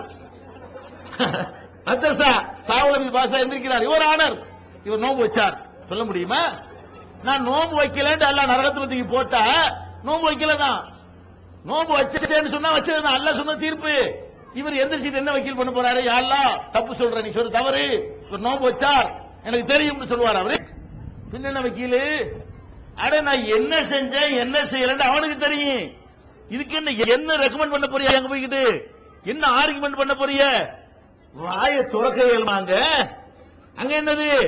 வாயை பேச இயல, சீல் வச்சிருவான். அல்ல அல்யோம நகத்திம் அலா அஃப்வாஹிஹிம் வ துகல்லிமுனா ஐதீஹிம் வ தஷ்ஹது அர்ஜுலுஹும் பிமா கானு யக்ஸிபூன். நீ மௌத்தா போனாலும் ஓதுனீங்களே யாசீன்ல இருக்குது. என்ன இருக்குது? அல்யோம நகத்திம் அலா அஃப்வாஹிஹிம், அவங்களுடைய வாய்களுக்கு முத்திர வைக்குவோம். அல்லாஹ் சொல்றான். அங்க என்ன வக்கீல் பேச போறாரா? வக்கீலுக்கும் சேர்த்து சீல். வக்கீல் உங்களுக்கு மட்டும் சீல் இல்ல, வக்கீலுக்கும் சேர்த்து சீல் வச்சிருவான். வாயில சீல் வச்சிருவோம். ஒத்து கல்லிமுனா ஐதீகும் தசகது அர்ஜுலுகும், அவங்களுடைய கைகள் நம்மிடத்தில் பேசும், அவங்களுடைய கால்கள் தாங்கள் செய்ததை பற்றி வாக்குமூலம் தரும். அது உன் கையை பேசும், உன் காலு பேசும்டா. என்ன வக்கீலு? நான் என் வாயினால் நான் மறுத்தால் கூட மறுக்க கூடாதுக்காக வாய்க்கு பூட்டை போட்டுவிட்டு கையில கேட்பான். அல்ல கை பேசும். அப்ப கூட அவன் கேட்பானா? லிம சகித்தும் அலைனா, கையை பார்த்தவன் கேட்பானா? ஏன்டா எங்களுக்கு இதெல்லாம் சாட்சி சொல்லிவிட்டீங்களா?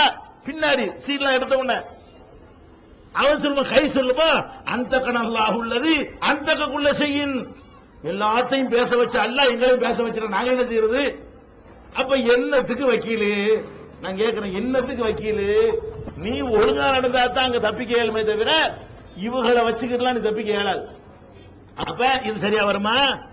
இந்த மாதிரியான நம்மகிட்ட எதுக்கு நான் சொல்றேன்னு கேட்டா, அல்லாவுக்கு நிகர எதிரான ஒரு கொள்கையை, ஏகத்துவத்துக்கு எதிரான கொள்கையை கடைபிடிச்சுக்கிட்டு அதை எப்படி நியாயப்படுத்துறாங்கன்னு பாத்தீங்களா? இதை விட ஒரு கொடுமை என்னன்னு கேட்டா, தஞ்சாவூர்ல வலிமார்கள் மாநாடுன்னு ஒரு மாநாடு போட்டாங்க. யார் போட்டாங்க?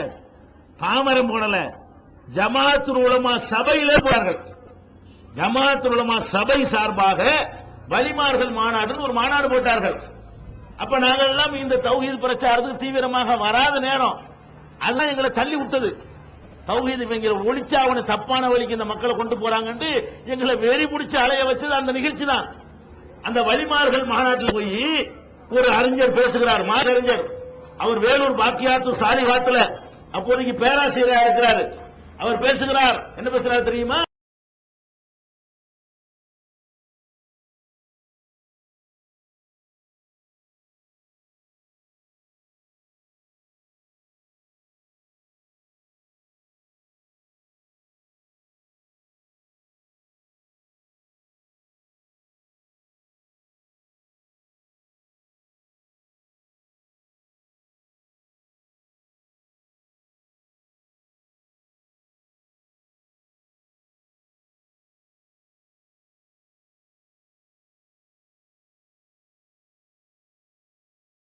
அவர் பேசுகிறார். என்ன பேசுறார் தெரியுமா?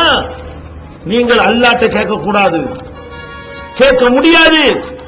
நீங்க அல்லாஹ்ட்ட கேட்டால் தரமாட்டான், அவுலியாக்கிட்ட தான் கேட்க வேண்டும். யார் பேசுறார்? மார்க்க அறியாத மடையும் பேசலங்க.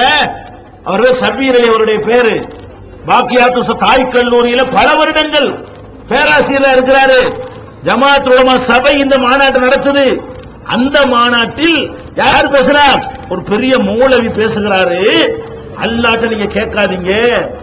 சரி, என்னடா இது பயங்கரமான தத்துவமா இருக்கடான்னு சொல்லி நாங்களும் போயிருக்கிறோம் பார்வையாளரா. கவனிச்சா அது சொல்றாரு, ஆதாரம் சொல்றாரு. உங்களுக்கு தோசை வேண்டும், ஆதாரம். உங்களுக்கு தோசை தேவைப்படுது. தோசை மாவு இருக்கிறது, அடுப்புல நெருப்பு இருக்கிறது. மாவத்திக்கு அடுப்புல ஊத்துவீங்களா? அது கேட்கிறாரு. ஊத்த மாட்டீர்கள். உங்களுக்கு தோசை வேண்டும் என்றால் தோசை கல் வேண்டும்.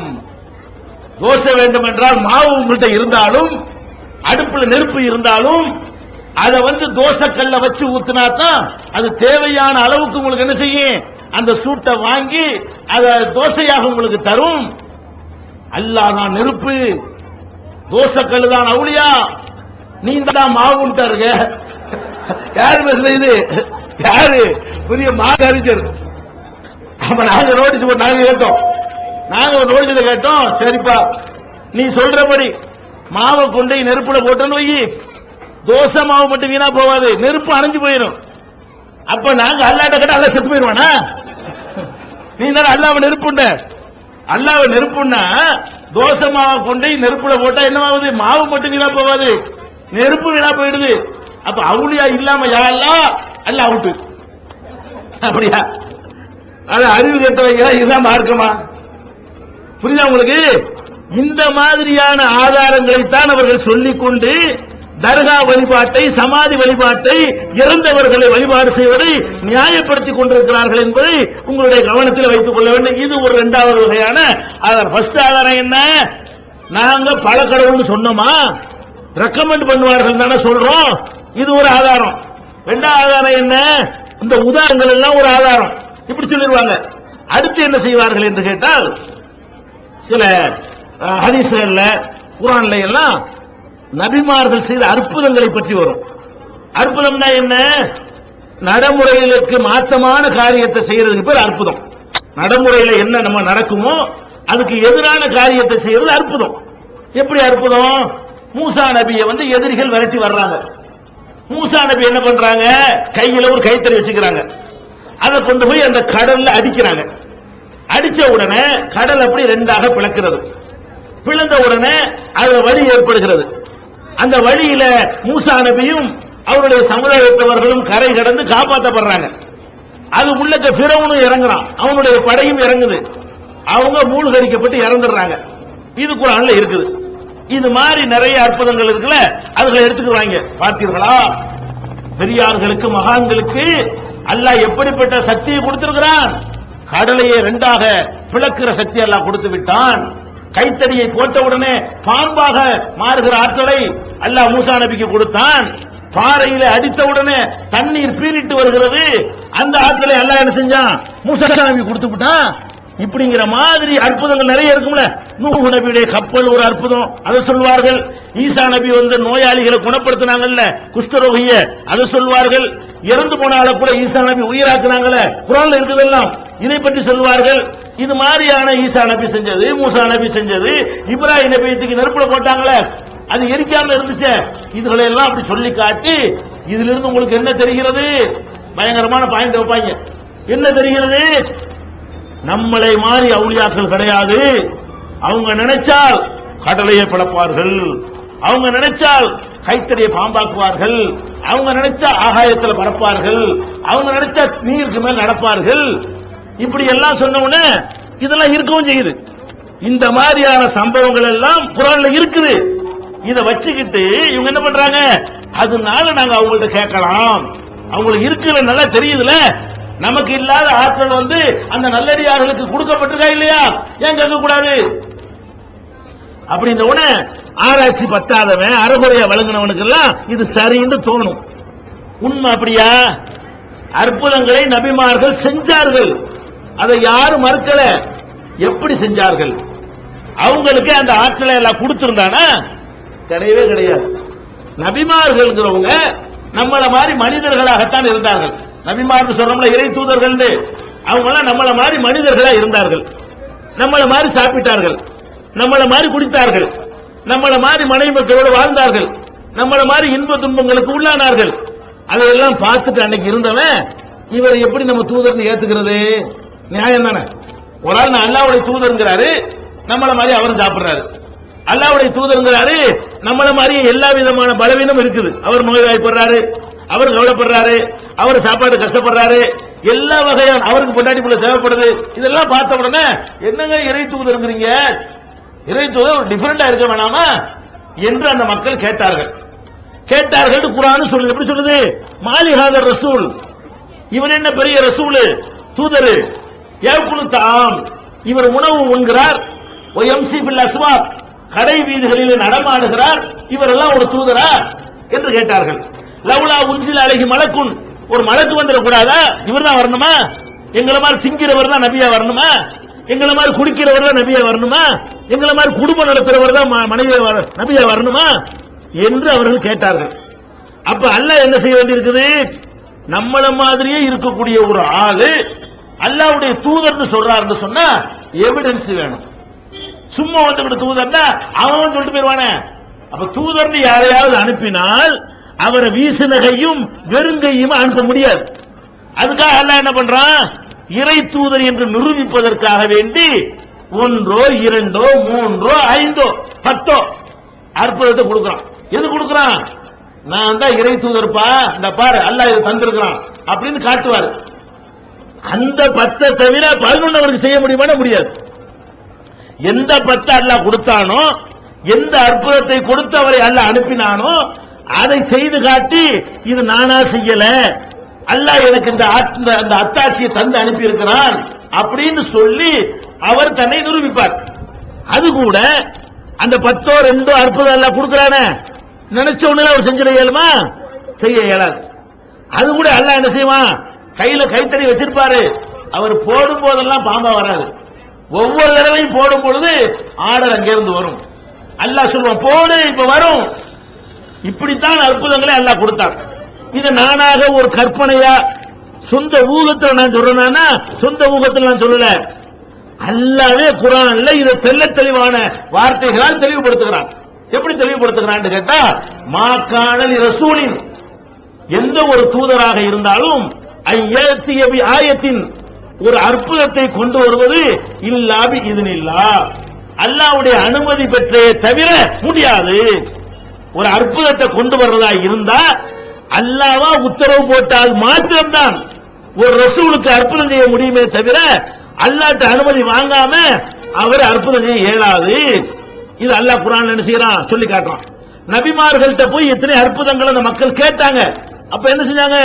மாகாணலனா அந்நாத்தி பி ஆயத்தின், அற்புதத்தை கொண்டு வருவது எங்கள் கையில் கிடையாது, எங்களுக்கு முடியாது. அல்லாஹ் எப்ப எங்களுக்கு பர்மிஷன் கொடுக்கிறானோ அப்பதான் எங்களுக்கு செய்ய முடியும். இப்படிதான் அற்புதத்தை எல்லாம் கொடுத்திருந்தான். இதை புரிஞ்சுக்கிறதுக்கு பாருங்க, மூசா நபி ஃபர்ஸ்ட் அல்லாஹ்ட்ட உரையாடுறாங்க. உரையாடும் என்ன செய்யறான்? மா தில்க பி யமீனிக யா மூசா, மூசாவே உன் கையில என்ன வச்சுக்கிற அல்லாஹ் கேட்கிறான். மூசா நபியோடு அல்லாஹ் தூர் சீனா மலைக்கு வர சொல்றான். வந்த உடனே அல்லாஹ்வுடைய அந்த ஒளிய காட்டுறான். அல்லாஹ்வை பார்க்கணும்னு கேட்கிறாரு, முடியாதுட்டான். அதுக்கப்புறம் அல்லாஹ்வுடைய உரையாடலை காதால கேட்கிறாரு. அந்த உரையாடல் எப்படி உரையாடலா இருக்குது? அல்லாஹ் கேட்கிறான், மா தில்க பி யமீனிக யா மூசா, மூசாவே உன் வலது கையில் என்ன வச்சுக்கிற? அவர் சொல்றாரு, ஹியா அசாய, இது என்னுடைய கைத்தடி, அத்தவக்குவ அலைஹா, இது சாதாரண கைத்தடி, நான் ஊண்டிக்கிறேன். அகசுபிஹாலா கணமி, இலை ஆடு மாடுகளுக்கு ஆடுக்கு இலை பறிச்சு போடுவேன். ஒளிய பியாம ஆரி போகிறா, வேறு பல காரியங்களை இதை வச்சு நான் முடிச்சுக்கிருவேன். இது சாதாரண ஒரு கைத்தடி தான் அப்படின்னு அவர் சொல்றாரு. உடனே அல்லாஹ் சொல்றான், சாதாரண கைத்தடி தானே, இப்ப கீழே போடு. போட்ட உடனே சீருகிற பாம்பாக அது மாறியது. மாறினோன்னு அவர் என்ன செய்யறாரு? பயந்து நடந்துறாரு. பயப்படாத, இதான் உனக்குரிய அத்தாட்சி, இதை எடுத்துக்கிட்டு பிறவுண்ட போ அப்படின்ட்டார். இப்ப போயாச்சா? பிறவுண்ட போய் காட்டின உடனே போட்டாரு, பாம்பா மாறுது. அவன் என்ன செஞ்சுட்டான்? இது ஒரு மந்திரம், தந்திரம், மேஜிக்ன்றான். பிறவுன் என்ன பண்ணிட்டான்? இது ஒரு மேஜிக்ன்றான். அப்ப என்ன பண்றான்னா, மேஜிக் நிபுணர் கூப்பிடு, மூசாவுக்கு அவருக்கு போட்டி வச்சிருவோம். போட்டி நடக்குது. இந்த பக்கம் மூசா, அந்த பக்கம் மேஜிக் நிபுணர்கள். அப்ப அவங்க என்ன பண்றாங்க? தங்களுடைய கைத்தடிகளை கயிறுகளை அப்படி முறுக்கி போடுறாங்க. அதுவும் பாம்பு மாதிரி நெளியுது. பாம்பு ஆவல, பாம்பு மாதிரி தெரிகிற மாதிரி சில டெக்னிக் பண்ணி அப்படி காட்சி தர வைக்கிறாங்க. உடனே மூசா நபி என்ன பண்றாங்க? மூசா நபி என்ன பண்ணணும்? கையில கைத்தறி வச்சுக்கிறாங்கல்ல, அந்த பாம்பத்துக்கு போட்டு பாம்பு ஆக்கணும்ல, பயப்படுறாங்க. மூசா நபி இந்த மந்திரவாதிகள் சொல்ற மேஜிக் நிபுணர்கள் இவர்கள் வந்து அந்த அத்தாட்சியை காட்டின உடனே மூசா நபி பயந்து போய் என்ன செய்யறாங்க? நடுங்கி, அவுஜஸபி நப்சிஹி ஹீபத்தம் மூசா, மூசா வந்து உள்ளத்திலே ஒரு பயத்தை உணர்ந்தார். உணர்ந்தவன என்ன செய்யறான்? அல்லாஹ் லா தஹப் இன்னக அன்தல் அலா, மூசாவே பயப்படாத, போடு, இப்ப நீ தான் ஜெயிப்ப. அப்ப கையில கைத்தறி வச்சுக்கிறாரு, அவங்க வித்தையை காட்டணும்னு இவர் வித்தையை காட்ட முடியல. ஏன்? ஆர்டர் வந்தா தான் அது வேலை செய்யும், அவரா போட்ட வேலை செய்யாது. அங்கே உத்தரவு வருது, மூசாவே அல்கி மாஃபி யமீனிக்க, உன்னுடைய வலது கையில் உள்ளதுக்கு போடு, பயப்படாத, நீ தான் ஜெயிப்ப. அப்புறம் தூக்கி போற, அவன் போட்டுன்னு பயந்து ஓடுறாரு. அல்லாஹ்ட்ட இருந்து ஆர்டர் வருது பாருங்க. ஆர்டர் வரும்போது அந்த கைத்தறியை போட்டால்தான் அது பாம்பாக மாறுமே தவிர அவர் நினைக்கும் பொழுதெல்லாம் போட்டு போட்டு பாம்பாக இயலாது. அது மாத்திரம் இல்ல, அந்த மக்களை எல்லாம் அழைத்துக் கொண்டு போறாரு. 12 கோத்திரத்தார் இருந்தாங்க. மூசா நபியுடைய சமுதாயத்தில் 12 பிரான்ச், 12 கிளை இருந்தது. அவங்க அழைச்சிட்டு போய்கிட்டே இருக்கிறாரு. தண்ணி இல்ல, தாகம். மூசா நபிட்ட வந்து கேட்கிறாங்க, மூசாவே என்ன பண்ற, தண்ணி இல்லாம கஷ்டப்படுறமே. மூசா அலி கௌமிகி, மூசா என்ன செய்யறாரு, தண்ணி தானே வேணும், இந்த அப்பாரன்னு உண்டாக்குனாரா? மக்கள் வந்து தாகமா இருக்கு மூசா, நீங்க தான் ஏதாவது பண்ணணும்னு கேட்கிறாங்க. மூசா நபி என்ன பண்றாங்க, கவலைப்படாது, நம்மகிட்ட மந்திரக்கோள் இருக்குது, இப்ப பாருன்னு சொன்னாரா? தண்ணியை கேட்ட உடனே அவர் என்ன பண்றாருன்னா, மூசா, மூசா தண்ணீரை வேண்டினார், லி கௌமிஹி, தன்னுடைய சமுதாயத்திற்கு தண்ணீர் வேண்டும் என்று என்னிடத்தில் கேட்டார். அவங்க மூசாட்ட தண்ணி கேட்கிறாங்க. மூசா நபி என்ன செய்யறாங்க, யா அல்லாஹ் தண்ணி கொடு. ஃபகுல்னா, நாம் சொன்னோம், யுரிபி அசாக்கல் ஹஜர், உன்னுடைய கையில் இருக்கிற கைத்தடியால் இந்த பாறையில அடி என்று சொன்னோம். அடித்த உடனே ஃபன்ஃபஜரத் மின் ஹுஸ்னத் ஆஷனத் ஆயினா, 12 நீரூற்றுக்கள் அதிலிருந்து பீரிட்டு ஓடின. குர்ஆன்ல அல்லாஹ் சொல்லி காட்டுறான். என்ன விளங்குது, கையில கைத்தடி இருக்குது, தாகம்னு முறையிடுறான்.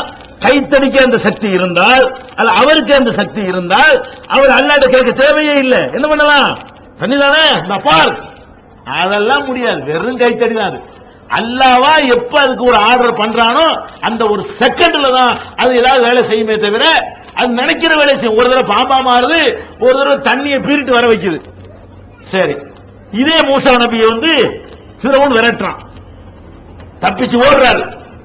எதிரில் கடல், இந்த பக்கம் ஃபிரௌன், பின்னாடி ஃபிரௌன் விரட்டிட்டு வர்றான், எதிரில் கடல், நடுவுல வசமா மாட்டிக்கிட்டாங்க. மாட்டிக்கிட்ட உடனே மூசா நபியுடைய சமுதாயத்தார் சொல்றாங்க, யா மூசா இன்னால முதரக்கூன், வசமாக சிக்கி கொண்டோம். ஏன், ஃபிரௌன் விரட்டிட்டு திருப்பி போனா காலி பண்ணி போடுவான், பிடிச்சிக்கிடுவான். கடல்ல விழுந்தா மூத்தாயிருவோம். இந்த பக்கம் கடல், இந்த பக்கம் ஃபிரௌன், நடுவுல வந்து மாட்டிக்கிட்டோம் மூசா அப்படின்னு சொல்றாங்க. மூசா நபி என்ன சொல்லியிருக்கானு, இதெல்லாம் ஒரு மேட்டரா, நம்ம கிட்ட மந்திர கோல் இருக்குது, இங்க வா அப்படி சொல்லிருக்கணும்ல. அவர் என்ன அதை பத்தி நினைச்சு கூட அவர் பார்க்கல. அவர் என்ன சொல்றாரு, கல்லா, மாட்டிக்கொள்ளல, மாட்டிக்கணும் நினைக்கிறீங்களா? கல்லா, நிச்சயமா மாட்டிக்கொள்ளவில்லை. இன்னமாயி ரப்பி சயஹதீன், என்னோடு என் இறைவன் இருக்கிறான், அவன் எனக்கு வழிகாட்டுவான். ஏதாவது ஒரு ஐடியா அல்லாஹ் தருவான். இப்ப அவர் என்ன செய்வான் அவருக்கு தெரியல. அவர் என்ன செய்யறாரு, மாட்டிக்கொள்ளல, கண்டிப்பா அல்லாஹ் ஒரு வழிகாட்டுவான். சொன்ன உடனே குல் நவரிப்பி அசாக்கல் பஹர, இந்த கடலிலே உன்னுடைய கைத்தடியால் அடி என்று சொன்னோம். அடிச்ச உடனே பழந்து, அவரா அடிச்சு பழக்கல, அடின்னு சொன்னோம். அந்த நேரத்தில் அடிச்சதனால் பழந்தது. நான் சொல்ல முந்தி அடிச்சிருந்தா அது மிதந்து ஓடி போயிருக்கும். கைத்தடியா தான் இருக்கு, ஒண்ணுக்கு யூஸ் ஆயிருக்காது. அப்ப என்ன விளங்குது, ஒரு கைத்தடி தான் கையில வச்சிருக்கிறாரு. 3 சந்தர்ப்பங்கள்ல பயன்படுத்துறாரு. 3 சந்தர்ப்பங்களை அவரா பயன்படுத்தினாரா, அங்கேருந்து ஆர்டர் வந்து பயன்படுத்தினார். ஆர்டர் வந்து பயன்படுத்தினால்தான் அது நடக்கும். அதுல இந்த காரியத்தை செஞ்சாரு. நான் கேட்கிறேன், ஏன் பயந்து ஓடினாரு? நீங்க நினைக்கிறீல்ல, அற்புதம் செஞ்சதுனால அவருக்கு எல்லா தன்மையும் வந்துருச்சு. ஃபிரௌனுக்கு பயந்துகிட்டு ஏன் ஓடணும்? நீங்க நின்று பார்க்க வேண்டியதானே. அதனால நபிமார்கள் வந்து சில அற்புதங்களை நிகழ்த்தியது உண்மை, நம்ம மறுக்க கூடாது. எந்த அற்புதத்தை நிகழ்த்தினார்களோ அந்த அற்புதத்தை, அதுவும் அல்லாஹ் சொல்லும் போது மட்டும் இறை தூதர்கள் என்று நிரூபிப்பதற்காக அவர்கள் செய்து காட்டினார்கள். அதுக்கு மட்டும் அல்லாஹ் ஒரு ப்ரூஃபுக்காக வேண்டி, ஒரு அத்தாட்சிக்காக வேண்டி கொடுத்தான். அதனாலதான் ஈசா நபி மூத்தா போனாலே உயிராக்குனாரு. ஆனா அவங்களையே கொல்றதுக்கு பிளான் பண்றாங்க. ஓடத்தான் செஞ்சார் அவர். ஈசா நபியவே கொல்லுவதற்காக விரட்டினான், ஓடத்தான் செஞ்சார். அல்லாஹ் வசதி அவரை காப்பாத்திட்டானே தவிர பயந்து ஓடத்தான் செய்தார்.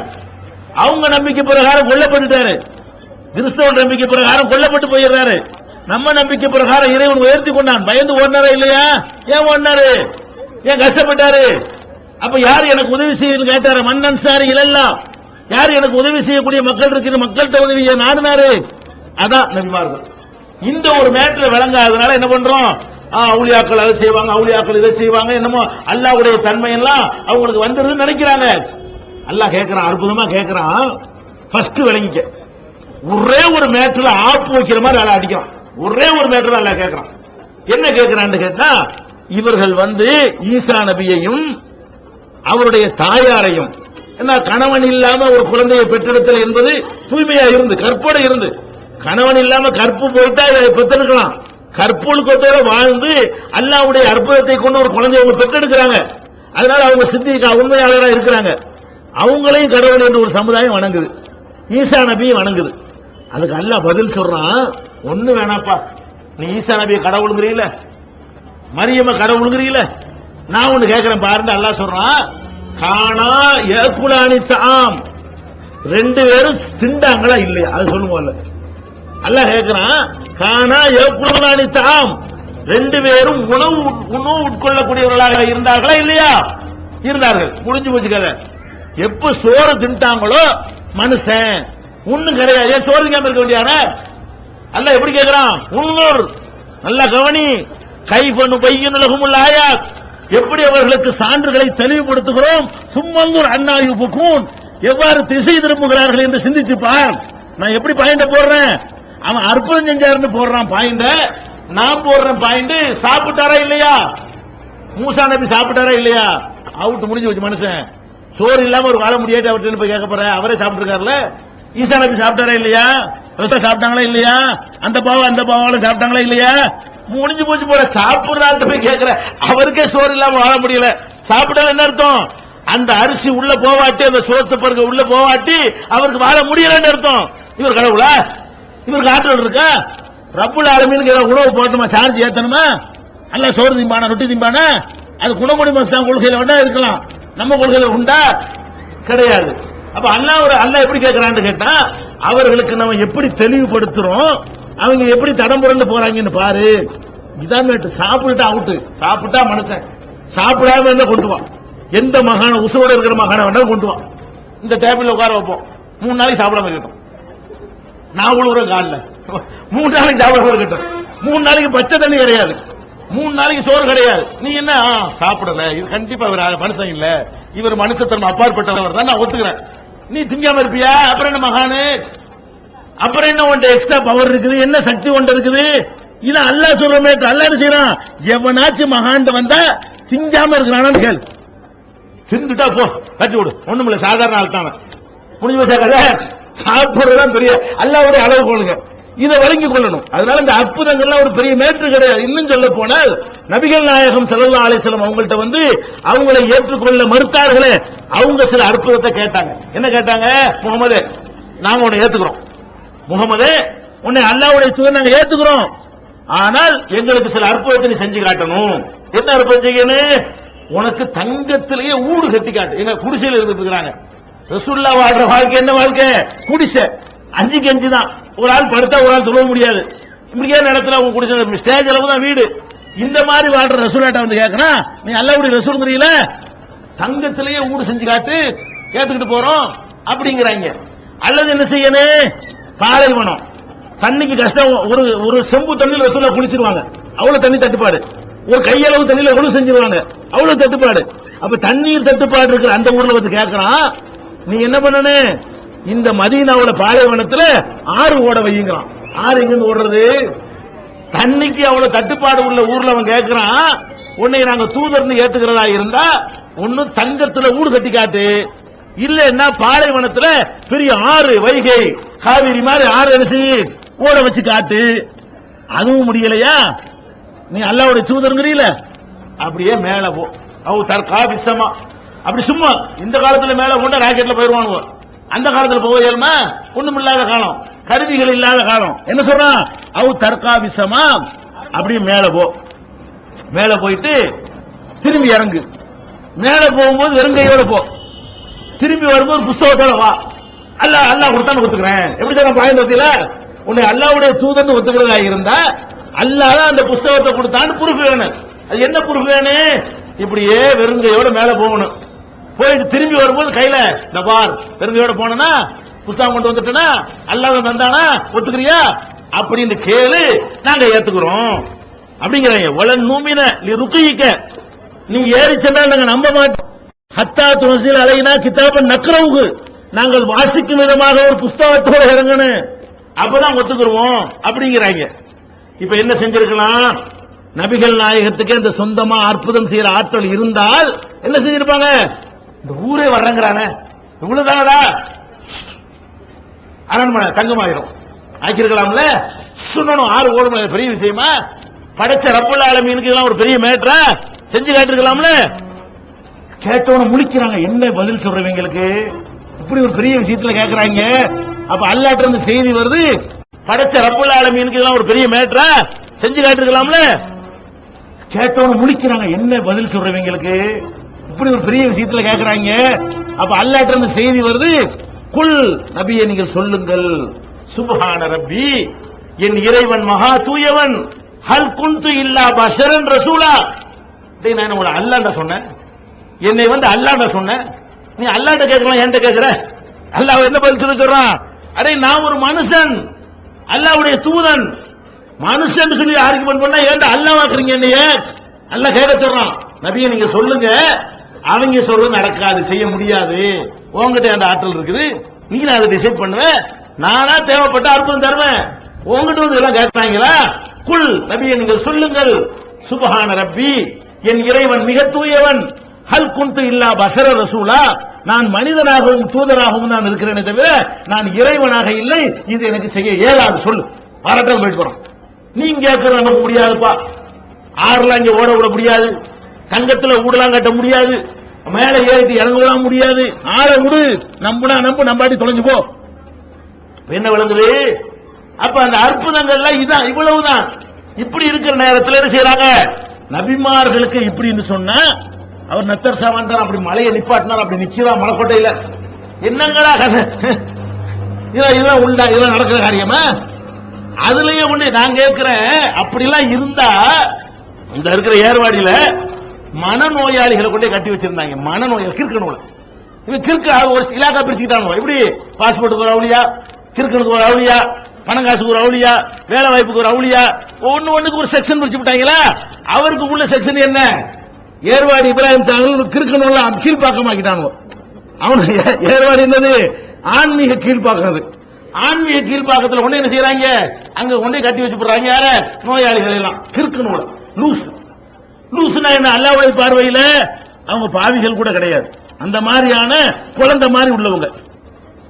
தீப்பிடிச்சா இல்லையா? எரிஞ்சு கருக்கட்டையா 47 வர 47 பேரு கறிக்கட்டையா போனாங்க. ஏர்வாடி இப்ராஹிம் சாஹிப் பார்த்துட்டு தான் இருந்தாரு. ஏன் தடுக்க வேண்டியதுதானே? நீங்க என்ன மலைக்கோட்டை நிப்பாட்டுறீங்க? அது ஒரு மனுஷன், அப்பாவி மனுஷன் மலைக்கோட்டை நிப்பாட்டுறது பெரிய மேட்டர் வர போறது இல்ல. இவங்க யாரு? சுயநினைவு இல்லாதவர்கள், தன்னைத்தானே காப்பாற்றிக் கொள்ள முடியாதவர்கள், என்ன நடக்குன்னு தெரியாதவர்கள், இந்த மாதிரி கிறுக்கனுங்களை கொண்டே கட்டி போட்டிருக்கிறாங்களேன்னு சொல்லி இறக்கப்பட்டு செஞ்சிருக்கலாம்ல. செஞ்சிருப்பாரு. முடிஞ்ச செய்யறதுக்கு முடியாது, அப்படி கொடுக்கல. நம்மளே நமக்கு ஒண்ணு முடிஞ்சா விடுவோமா? நம்மளே கிறுக்கன் வச்சு கொளுத்துறாங்க, நான் பார்த்துட்டேன். இப்ப தடுப்பணம் இல்லையா? எனக்கு அந்த சக்தி இருந்தா நான் பார்த்துட்டு இருக்கலாமா? சக்தி இருந்தா நான் தடுத்தாவணும். இவருக்கு அந்த சக்தி நெசமா இருந்தால் இவர் என்ன பண்ணிருக்கனே?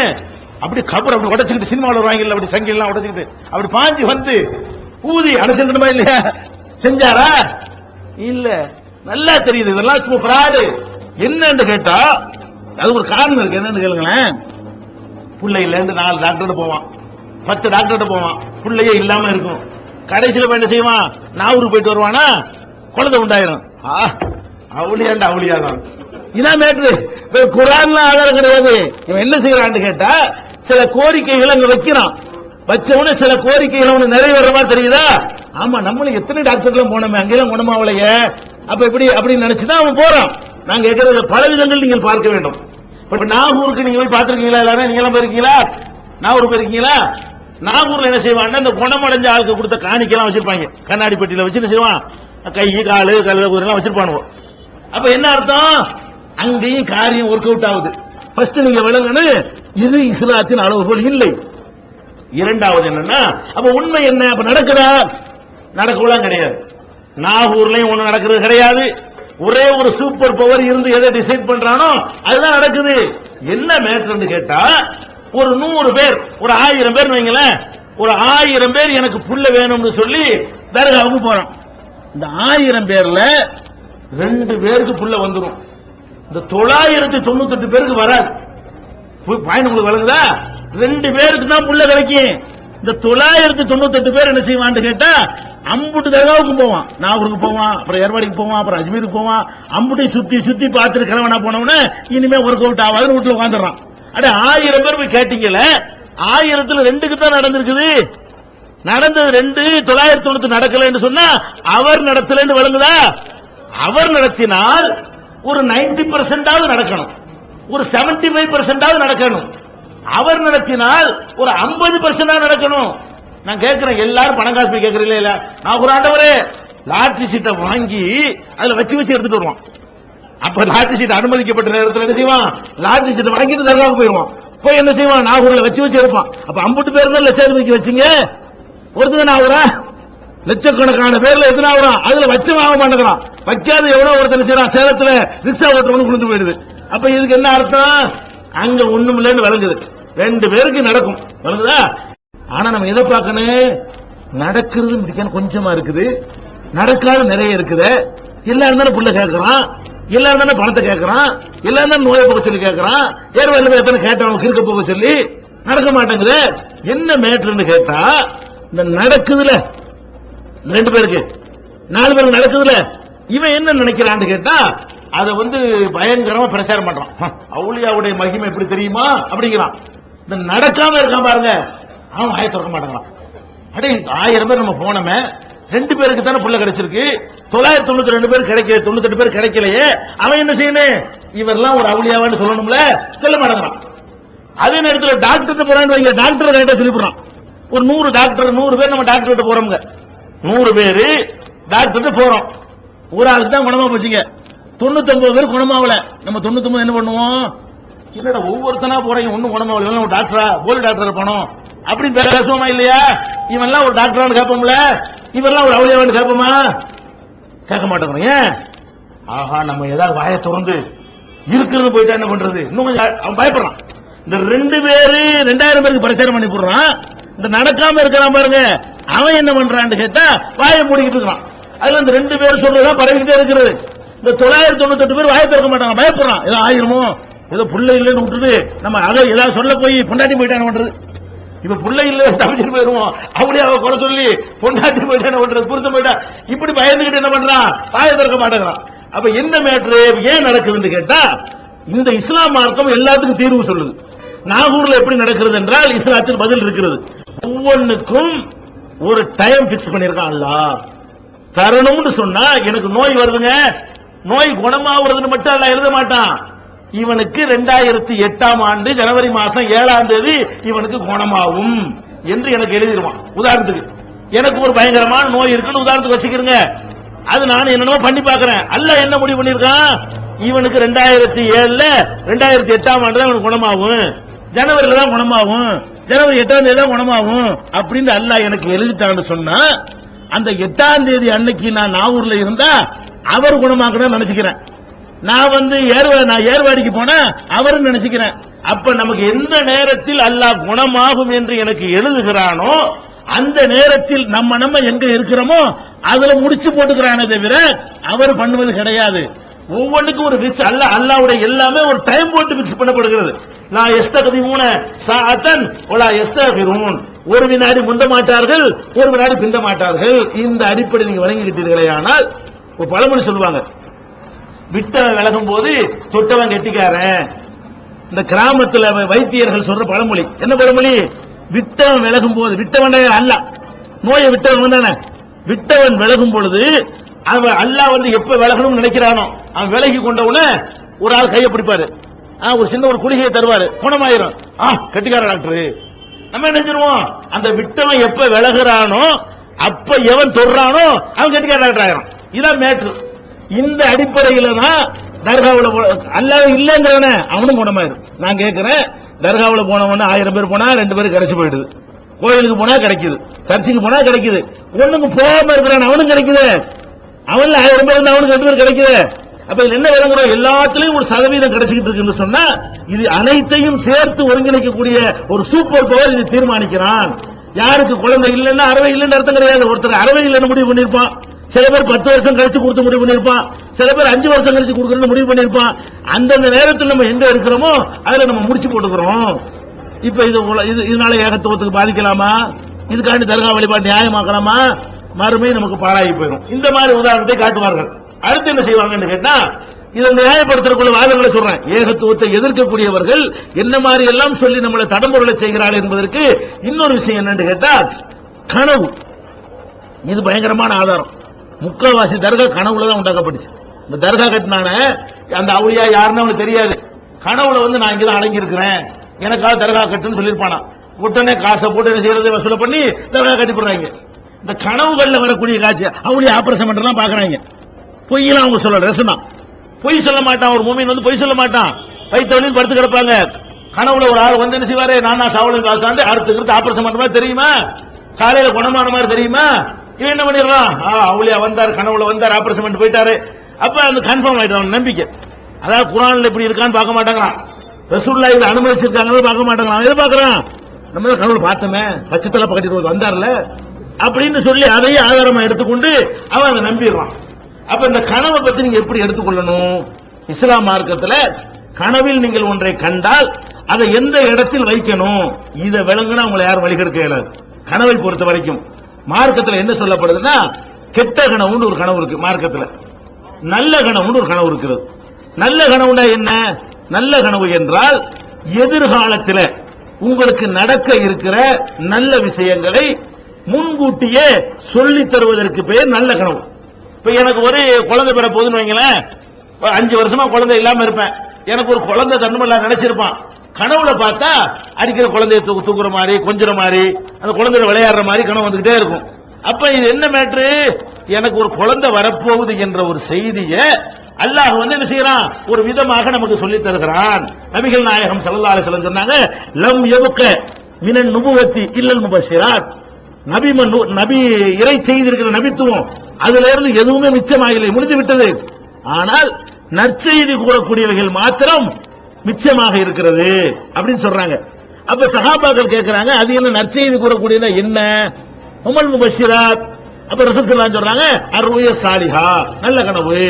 நல்ல கனவு மூலமாக உங்களுக்கு எதிர்காலத்தில் நடக்கக்கூடிய ஒரு விஷயத்தை அல்லாஹ் உங்களுக்கு சொல்லித் தருவான். உதாரணமாக எடுத்துக்கொண்டீர்களே ஆனால் யூசுப் நபி இருக்கிறாங்க. யூசுப் நபியை வந்து ஒரு கனவு அல்லாஹ் காட்டுறான். எப்படி காட்டுறான்? யூசுப் நபிக்கு 11 சகோதரர்கள், அது மாதிரி ஒரு வாப்பா ஒரு உம்மா, தாய் தந்தை இருக்கிறாங்க. அல்லாஹ் கனவுல காட்டுறான், யூசுப் நபி உட்கார்ந்து இருக்கிறாங்க, 11 நட்சத்திரங்கள் வந்து அவருக்கு பணிவிடை செய்யுது, ஒரு சூரியனும் சந்திரனும் பணிவிடை செய்யுது. அப்ப இது என்னன்னு அவருக்கு விளங்கல ஆரம்பத்தில். பிறகு என்ன ஆச்சு தெரியுமா? எதிர்காலத்தில் ஒரு ராஜாவாயிடுறாரு, எகிப்துக்கு போய் விற்கப்பட்டு அந்த நாட்டுக்கு அவரே மன்னர் ஆயிடுறாரு. மன்னர் ஆன உடனே அவருடைய கூட பிறந்த 11 பேரும் அவருடைய ஆளுகை கீழே வர்றாங்க, அவருக்கு சேவகம் செய்யக்கூடிய வர்றாங்க. பெற்ற தாய் தந்தையரும் அவர் ராஜாண்டு கொண்டாடக்கூடிய அளவுல வர்றாங்க. அப்ப ராஜாண்டு மரியாதைக்குரியவர் ஆகிறாரு. அவருக்கு கீழே அவருடைய தாய், அவருக்கு கீழே அவருடைய தந்தை, அவருக்கு கீழே அவருடைய உடன்பிறப்பு. இது எப்படி எல்லாம் சொல்லி காட்டுறான்? நட்சத்திரத்தை காட்டி, சந்திரனை காட்டி, சூரியனை காட்டி, எல்லாமே யூசுப் நபிக்கு பணிகிற மாதிரி காட்டுறான். அப்ப இதுல இருந்து என்ன மெசேஜ் இருக்கு? எதிர்காலத்தில் யூசுப் நபியின் கீழே தான் தாய் தந்தை அண்ணன் தம்பி தான் இருப்பாங்க, அவர் தான் மேலே இருப்பாரு அப்படிங்கிற செய்தி அவருக்கே கனவுல எல்லாம் என்ன செய்யறான், காட்டுறான். ஆட்சிக்கு வந்தவன அவரை சொல்லி காட்டுறாரு, ஹாதா தவீல் ரூயாய, இதுதான் நான் கண்ட கனவுடைய விளக்கம். அப்ப எதிர்காலத்தில் நடக்கக்கூடிய விஷயங்களை சில பேருக்கு அல்லாஹ் நாடினால் கனவு வழியாக அதை உணர்த்துவான். யாருக்கு உணர்த்துகிறானோ அவருக்கு அது விளங்கும். அல்லாஹ் நமக்கு உணர்த்தினா விளங்குற மாதிரி தான் உணர்த்துவான். இது யார்ட்டையும் விளக்கம்லாம் கேட்க வேண்டியதில்லை. கனவுக்கு விளக்கம்னு கேட்ட உளறி நம்மளை நாசமாயிட்டு போயிருவானுவோ. கனவுக்கு நீ விளக்கம்லாம் கேட்க வேணாம், உனக்கு விளங்குறா 2வது நாள் வரும், 3வது நாள் வரும். அல்லாஹ் விளக்குறதுக்கு முடிவெடுத்து விட்டான் என்று சொன்னால் அது பூரா உனக்கு விளக்காம விட மாட்டான். இது ஒரு கனவு இருக்கிறது. இப்படி இல்லாத கனவுகள் எல்லாம் கெட்ட கனவுகள். எப்படி கனவு? என் தலையை அறுக்கிற மாதிரி கனவு காண்றது, மலத்தை திங்கிற மாதிரி கனவு காண்றது, கடல்ல விழுந்து சாவுற மாதிரி கனவு காண்றது, ஒரு ஆளை கொல்ற மாதிரி கனவு காண்றது, சாராயம் குடிக்கிற மாதிரி கனவு காண்றது, இதெல்லாம் என்னது? இதெல்லாம் கெட்ட கனவு, சைத்தானுடைய விளையாட்டுகள். இந்த மாதிரி அதை கண்டீர்களேயானால் அவுது பில்லாஹி மினஷ் ஷைத்தானிர் ரஜீம் சொல்லிட்டு இடது பக்கம் துப்பிட்டு பேசாம படுத்துருங்க. இவ்வளவுதான் மார்க்கத்தில் உள்ளதுங்க. அப்ப நீங்க என்ன பண்றீங்க? கனவுல தர்கா கட்டணும்னு கட்ட போறீங்க. தர்கா கட்டுறதுங்கிறது என்னது? உனக்கு கடவுளை கட்டல வருமா? செய்திகள் தான் புள்ள பிறக்கும், வசதியா போக மெசேஜ் வருமே தவிர இன்னதை செய்ய இன்னதை செய்யாது என்று என் கனவுல வருது. அதான் குர்ஆன்ல வந்துருச்சு. எல்லாம் எது எது செய்யணுமோ அதெல்லாம் குர்ஆன்ல வந்துருச்சு. எது எது செய்யணுமோ அது ரசூலுல்லாஹ் சொல்லிட்டாங்க. எது எது செய்யக்கூடாதோ அது குர்ஆன்ல வந்துருச்சு. எது எது செய்யக்கூடாது ரசூலுல்லாஹ் சொல்லிவிட்டாங்க. இதை செய்ய இதை செய்யாதுன்னு சட்டம் இல்லாம கனவுல வரும். அப்ப கனவுல வந்து சாராயம் குடினா குடிச்சிருவீங்களா? நான் கேட்கிறேன், கனவுல உங்க பிள்ளை அறுக்கிற மாதிரி கனவு கண்டிய, அப்ப என்ன பண்ணுவீங்க? தர்கா கட்டுற மாதிரி என்ன அது மட்டும் பண்ணி போடுறீங்க. கனவுல உங்க பிள்ளை அறுக்கிற மாதிரி பண்ணா போட்டு அறுப்பீங்களா? அப்ப அதெல்லாம் கவனமா இருக்கிறீங்க. அப்ப துன்யாவுல ரொம்ப கவனமா இருப்பாங்க, மார்க்கத்துல கோட்டை விட்டுருவாங்க. உலக விஷயத்துல ரொம்ப கேர்ஃபுல்லா இருப்பாங்க. இருக்கிற சொத்தை எல்லாம் ஏழைக்கு தர்மம் செய்யற மாதிரி கனவு காண்றீங்க. காலைல வந்தவனா ஊருக்கு தண்டனை போட்டு அள்ளிட்டு போங்கன்னு சொல்லுவீங்களா? அதெல்லாம் சும்மா கனவு, இதெல்லாம் கனவு தானே. அப்ப தர்கா கட்டுனா அதுவும் கனவு தானே, அது கட்டுவீங்களா? தர்காவில் ஆபரேஷன் பண்ண மாதிரி வந்து அவர் கனவு தானே, ஆபரேஷன் நெசவு பண்ணார் அவரு. அப்ப கனவுல ஒன்றை பார்த்தால் அதுல எந்த சட்டமும் எடுக்கக்கூடாது. ஷைத்தான் வந்து கனவுல என்ன செய்வான்? நான் தான் அப்துல் காதர் ஜிலானி, நான் தான் சாவுல மீது, நான் தான் இப்ராஹிம், நான் தான் நத்தர்சான்னு சொல்லி வருவான். அவர் வரமாட்டாரு. யார் வருவான்? ஷைத்தான் வருவான். எதுக்கு வருவான்? கனவுல வந்து சொன்னா உங்களை தர்காவை கூட்டிட்டு போயிடலாம். தர்காவை கூட்டிட்டு போனா நரகத்துக்கு கொண்டு போயிடலாம். அவன் டியூட்டி அதானே. சைத்தானுடைய டியூட்டி என்ன? நம்ம நரகத்தை கொண்டு தள்ளுறது. அதுக்கு என்ன ஐடியா பண்றான்? இவங்க கனவுல போய் நுழைஞ்சி நம்ம சில கெட்டதை சொல்லுவோம், அது செய்வாங்க, நரகத்துக்கு ஈஸியா போயிடுவாங்க, நமக்கு வேலை வேசு அப்படின்னு சைத்தான் என்ன பண்றான்னு கேட்டா, ஒவ்வொரு பெரியார் பேரை சொல்லி நான் கேட்கிறேன், சாகுல மீத கனவுல கண்டேங்கிறிய. சாகுல நீங்க பாத்தீங்களா? அவர் தான் வந்து உங்களுக்கு எப்படி தெரியும்? நத்தர்சா கனவுல வந்து நத்தர்சா நீங்க பாத்துக்கல இருக்கணும்ல, உங்க பக்கத்து வீட்டுக்காரரா, கிளாஸ்மேட்டா, அவர் எப்படி உங்களுக்கு தெரியும்? அவன் கனவுல சைத்தான் வந்து நான் தான் நத்தர்சான்னு சொல்லிவிட்டான். இதானே தவிர ஒரு ஆளை கனவுல அவரை தான் கண்டோம்னா நமக்கு முதல்ல தெரிஞ்சாளா இருக்கணும்ல. தெரியாத ஒரு ஆளை கனவுல கண்டு அவர் தான் எப்படி முடிவு பண்ணீங்க? அப்ப கனவில் ஒருவரை காண்பது என்பது அவரே வருகிறார் என்று அர்த்தம் கிடையாது. அவரே வருவது இல்லை. உலகத்தில் வாழுகிற மனுஷரை எடுத்து பார்த்தா கூட இது நீங்கள் புரிந்து கொள்ளலாம். அப்ப இந்த மாதிரி கனவுகளை வைத்துக் கொண்டு என்ன பண்றோம்? இது பல தெய்வ வணக்கத்தை, ஒரு இறைவனை மறக்கக்கூடிய வணக்கங்களை நியாயப்படுத்திக் கொண்டிருக்கிற பார்க்கிறோம். அது போக மார்க்க ரீதியாக சில வணக்கங்கள் நம்மகிட்ட இருக்கிறது. அதை வைத்துக் கொண்டு என்ன செய்வார்கள் கேட்டா, அப்படியே இந்த ஏகத்துவத்துக்கு எதிராக கொண்டு போயிருவாங்க. எப்படி? ஒரு ஆள் மூத்தா போயிட்டார், அடக்கம் பண்ணிட்டோம், கபூர்ல போய் ஜியாரத் பண்றோம்ல. ஒரு ஆள் இறந்துட்டாருன்னு சொன்னா அவருடைய அடக்க ஸ்தலத்துல போய் நம்ம என்ன செய்யறோம்? அஸ்ஸலாமு அலைக்கும் ஜியாரத்தும் மின் முஃமினீன், மூமின்களே உங்களுக்கு சலாம் உண்டாவட்டுமாக, இன்னா இன்ஷா அல்லாஹ் பிக்கும் லலாஹிகூன், நாங்க உங்களை வந்து சேரக்கூடியவர்களா இருக்கிறோம். இப்போ இது மாதிரி ஏகபிருல்லாஹு லனா வலக்கும், எங்களே உங்களை அல்லாஹ் மன்னிப்பானாக, இப்படி சில துஆக்கள் இருக்குது. இதை எடுத்துக்குவாங்க யார்? ஆலிம்கள். வழிகை எடுக்கக்கூடிய ஆலிம்கள் என்ன செய்வாங்கன்னா, பார்த்தீர்களா நாம கபருஸ்தானுக்கு போகிறோம், போய் என்ன பண்றோம்? சலாம் சொல்லுகிறோம். சலாம் யாருக்கு சொல்லுவோம்? யாருக்கு சலாம் சொல்லுவோம்? மைக்கு சலாம் சொல்லுவீங்களா? சொல்ல மாட்டோம். யாருக்கு சலாம் சொல்லுவோம்? அஸ்ஸலாமு அலைக்கும் யாருக்கு நம்ம சொல்லுவோம்? யார் அதை கேட்பாரோ, யாரு பதில் சொல்வார் அவருக்கு தானே சொல்லுவோம். நம்ம கபர்ல போய் அஸ்ஸலாமு அலைக்கும் சொல்வதிலிருந்து என்ன தெரிகிறது என்றால், அவர்கள் இதையெல்லாம் கேட்டுக் கொண்டிருக்கிறார்கள், இதையெல்லாம் விளங்கி கொண்டிருக்கிறார்கள், நம்மளை எல்லாம் பார்த்து கொண்டிருக்கிறார்கள், இப்படின்னு ஒரு பாயிண்ட் போட்டு என்ன செய்யறாங்க? நியாயப்படுத்திட்டு போயிடுறாங்க. ஆனா அல்லாஹ் குர்ஆன்ல என்ன சொல்றான்? இன்னக்கலா துஸ்மிஉல் மௌத்தா, மௌத்தா போன ஆட்களை, இறந்து போன ஆட்களை உன்னால் கேட்க செய்ய முடியாது. ஒமா அன்த பிமுஸ்மிஇன் மன்ஃபில் குபூர், கபூர்ல உள்ளவர்களை, அடக்க ஸ்தலத்தில் உள்ளவர்களை உன்னால் கேட்க செய்ய முடியாது.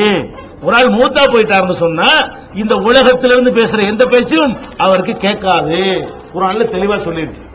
கேட்காதுன்னு சொல்லும் பொழுது இதுக்கு முரண் இல்லாத வகையில் தான் நீங்க அதை புரிஞ்சுக்கணும். ஏன் சலாம் சொல்றோம்? ஏன் கூப்பிடுறோம்? கபராளிகள் கூப்பிடுறோம்ல, விளங்கினா தான் கூப்பிடணுமா? அப்படி ஒண்ணு சட்டம் கிடையாது. விளங்காம நம்ம கூப்பிட்டு இருக்கோம், நிறைய கூப்பிடுறோம். எப்படி எல்லாம் கூப்பிடுறோம்?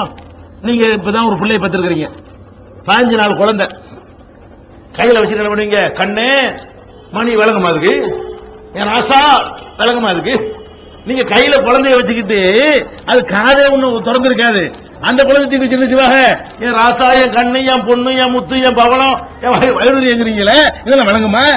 என்னமா சொன்னீங்க, என்ன கூப்பிட்டீங்களா, முத்துன்னு கூப்பிட்டீங்களான்னு கேட்குமா? அது அப்ப விளங்குனா தான் கூப்பிடணுமா?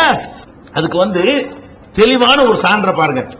பூமிக்குள்ள அடக்கம் பண்ணி அவர் கேட்பாரா கேட்க மாட்டாரான்னு சர்ச்சை பண்றோம்ல, அதுக்கு முற்றுப்புள்ளி வைக்கிற விதமா அல்லாஹ் சொல்றான், ஒரு ஆள் அந்த காலத்தில் நல்லடியார் குர்ஆன்ல இருக்குது. ஒரு ஆள் இருந்தார், அவர் ஒரு ஊரை கடந்து போனார், அந்த ஊர் பாழடைஞ்சு கிடந்தது, குட்டிச்சவரா போய் சிதிலம் அடைஞ்சு போய் அந்த ஊர் இருந்தது. இருந்தோன்னு அவர் நினைக்கிறாரு, அண்ணா அவுக்கல்லதி மர்ராலா கரியத்தின், ஒரு ஊரை அவர் கடந்து சென்றார், ஹாவியத்துன் அலா உருஷிஹா, அது தலைகீழாக விழுந்து கிடந்தது. அப்ப அவர் சொன்னாரு, அண்ணா யுஹி ஹாதிஹில்லாஹு பாத மௌத்திஹா, இது எப்படி அல்லாஹ் உயிராக்குவான், அப்படி பாழடைஞ்சு போன எப்படி உயிராக்குவான்டவனே அமாத்தஹுல்லாஹு மிஅத்தாம், 100 வருஷம் அல்லாஹ் அவரை மௌத்தாக்கிட்டான். தரையில கிடக்கிறாரு. திருப்பி 100 வருஷம் கழிச்சு அல்லாஹ் எழுப்பி கேட்கிறான், கம் லபிஸ்த, எவ்வளவு நாள் படுத்து கிடந்திருப்ப? அவர் சொல்றாரு, லபிஸ்து யௌமன் அவ் பாத யௌமின், சும்மா ஒரு நாள் அரை நாள் இருக்கு, 100 வருஷம் கிடந்திருக்கு. அப்ப பூமிக்கு மேல இருக்கிற பாதிக்கு தெரியல, மூத்தா போன பிறகு 100 வருஷம் கடந்திருக்கவருக்கு அல்லாஹ் உயிராக கேட்கிறான், எவ்வளவு நாள்ரா? அவர் சொல்றாரு, அரை நாள் இருக்கு, ஒரு நாள் இருக்குங்கிறாரு. அப்ப இதுல என்ன விளங்குது? இறந்து போன ஆளு பூமிக்கு மேல இருந்தா கூட அவருக்கு ஒண்ணுமே தெரியாது, பூமிக்கு உள்ள ஏதாவது தெரியுமா? இந்த மாதிரியான தவறான வாதங்களை எல்லாம் சொல்லி, இது மாதிரியான குறுக்கு சொல்லி நம்மளை திசை திருப்புவார்கள். இதுல ஏமாந்து விடக்கூடாது. அல்லாஹ் ஓரிரை கொள்கைக்கு நீங்க பங்கு வலிச்சீங்க, ரிசல்ட் மோசமா இருக்கும். அல்லாஹ் ரப்பல் ஆலமீன் எல்லாத்தையும் மன்னிச்சிருவான். அல்லாஹ் மன்னிக்காத ஒரு பெரிய குற்றம் எதுன்னு கேட்டா, அல்லாஹ்வுடைய இடத்தில் கொண்டு போய் வேற ஒருத்தரை வச்சால் அல்லாஹ்வுக்கு பிடிக்காது. நான் படைச்சிருக்கிறேன், ஏன் பூமி, ஏன் வானம், ஏன் தண்ணி, என்னுடைய உணவு, என்னுடைய தானியம் எல்லாத்தையும் சாப்பிட்டுக்கிட்டு நீ கல்ல போய் வணங்குவியா, கழுதையை வணங்குவியா, செத்தவனை வணங்குவியா, உசுருடனை வணங்குவியா? கௌரவமா இல்லையா? அல்லாஹ் சொல்றான், இன்னல்லாஹ லா யக்ஃபிரு ஐ யுஷ்ரக பிஹி, தனக்கு இணை கற்பிக்கப்படுவதை அல்லாஹ் மன்னிக்க மாட்டான். யக்ஃபிரு மா தூன ஸாலிக லிமன் யஷா, இதை தவிர மற்ற பாவங்களை நாடியவர்களுக்கு மன்னிப்பான். வமன் யுஷ்ரிக் பில்லாஹி ஃபகத் ஹர்ரமல்லாஹு அலைஹில் ஜன்னah, யார் அல்லாஹ்வுக்கு இணை கற்பிக்கிறாரோ அவருக்கு சொர்க்கத்தை அல்லாஹ் ஹராமாக்கி விட்டான். உலக வஷரகுல ஹபிதான்ஹும் ஆகானு யமலூன், அல்லாஹ்வுக்கு இணை கற்பித்தீர்களேயானால் செஞ்ச நல்லறமெல்லாம் அழிந்து நாசமாகிவிடும். இப்படி கடுமையான எச்சரிக்கை உள்ள ஒரு பெரிய பாவம். அதனால கடைசி மூச்சு வரைக்கும் இந்த ஏகத்துவ கொள்கையில நம்ம நிலைத்து நிற்க வேண்டும். ஒரு கட்டத்திலையும் அல்லாஹ்வை தவிர மனுஷனையோ, தலைவனையோ, செத்தவனையோ, உசோடு உள்ளவனையோ, கல்லையோ, மண்ணையோ, மரத்தையோ, சூரியனையோ, சந்திரனையோ எதையும் வணங்காமல் அல்லாஹ் ஒருவனை மாத்திரம், ஒரே ஒரு சூப்பர் பவரை மாத்திரம் வணங்கக்கூடிய நன்மக்களாக அல்லாஹ் ரப்பல் ஆலமீன் உங்களை நினைவாக்கி அருள் புரிவானாக. வாஹிருதாவானா அல்ஹம்துலில்லாஹி ரப்பில் ஆலமீன். திருக்குரானின் அறிவியல் சான்றுகள் பாகம் 2, இஸ்லாம் பெண்கள் உரிமையை பறிக்கிறதா, பிறை ஒரு விளக்கம், இஸ்லாம் ஓர் இனிய மார்க்கம், நபி தோழியர் வரலாறு, குற்றச்சாட்டுகளும் பதில்களும், நோன்பு, இயேசு இறைமகனா, வருமுன் உரைத்த இஸ்லாம், உண்மை தோழர் அபூபக்கர் அலி, பெண்களுக்கான நபி வழி சட்டங்கள், அறிவுச்சுடர் அன்னை ஐசார் அலி, இஸ்லாத்தில் சொர்க்கம் நரகம், நபி தோழர்களும் நமது நிலையும், துவாக்களின் தொகுப்பு, முகைதீன் மௌலிது ஒரு ஆய்வு, குரானை எளிதில் ஓதிட, நபிகள் நாயகம் பல திருமணம் செய்தது ஏன், யாக்குத்பா ஒரு ஆய்வு, நபி வழியில் நம் நபி வழியில் குழந்தை வளர்ப்பு, தராவி தொழுகை ஒரு ஆய்வு, ஜக்காத் ஒரு ஆய்வு, இஸ்லாத்தில் இல்லறம், கியாமத் நாளின் 10 அடையாளங்கள், நபிகளாரின் நற்போதனைகள், மன்னரை வாழ்க்கை, பைபிளில் நபிகள் நாயகம், இஸ்லாத்தின் பார்வையில் பில்லி சூனியம், தர்கா வழிபாடு, நபிகளாரின் இறுதி நாட்கள், இஸ்லாமிய கொள்கை, சரியான ஹதீஸ்களும் தவறான ஹதீஸ்களும், சந்திக்கும் வேளையில் கொள்கை விளக்கம், பேய் பிசாசு உண்டா, கற்பனை கதைகள், நவீன பிரச்சனைகளும் தீர்வுகளும், தப்லிக் தாகலிம் தொகுப்பு, சுபகான மௌலிது ஒரு ஆய்வு, மனிதனுக்கேற்ற மார்க்கம், நேர்ச்சையும் சத்தியமும் மனனம் செய்வோம், விளக்கப்பட்ட உணவுகள், அர்த்தமுல்லா இஸ்லாம், குர்பானியின் சட்டங்கள், தொழுகை, இஸ்லாத்தின் பார்வையில் கனவுகள், இஸ்லாமிய திருமணம், இறைவனிடம் கையேந்துங்கள், மீராஜும் அதன் படிப்பினைகளும், வேதம் கொடுக்கப்பட்டோர் யார் மற்றும் prophet Muhammad the greatest man. Moon publication 83/3 Moore தெரு, முதல் மாடி, மண்ணடி, சென்னை 1. Phone number 65690810.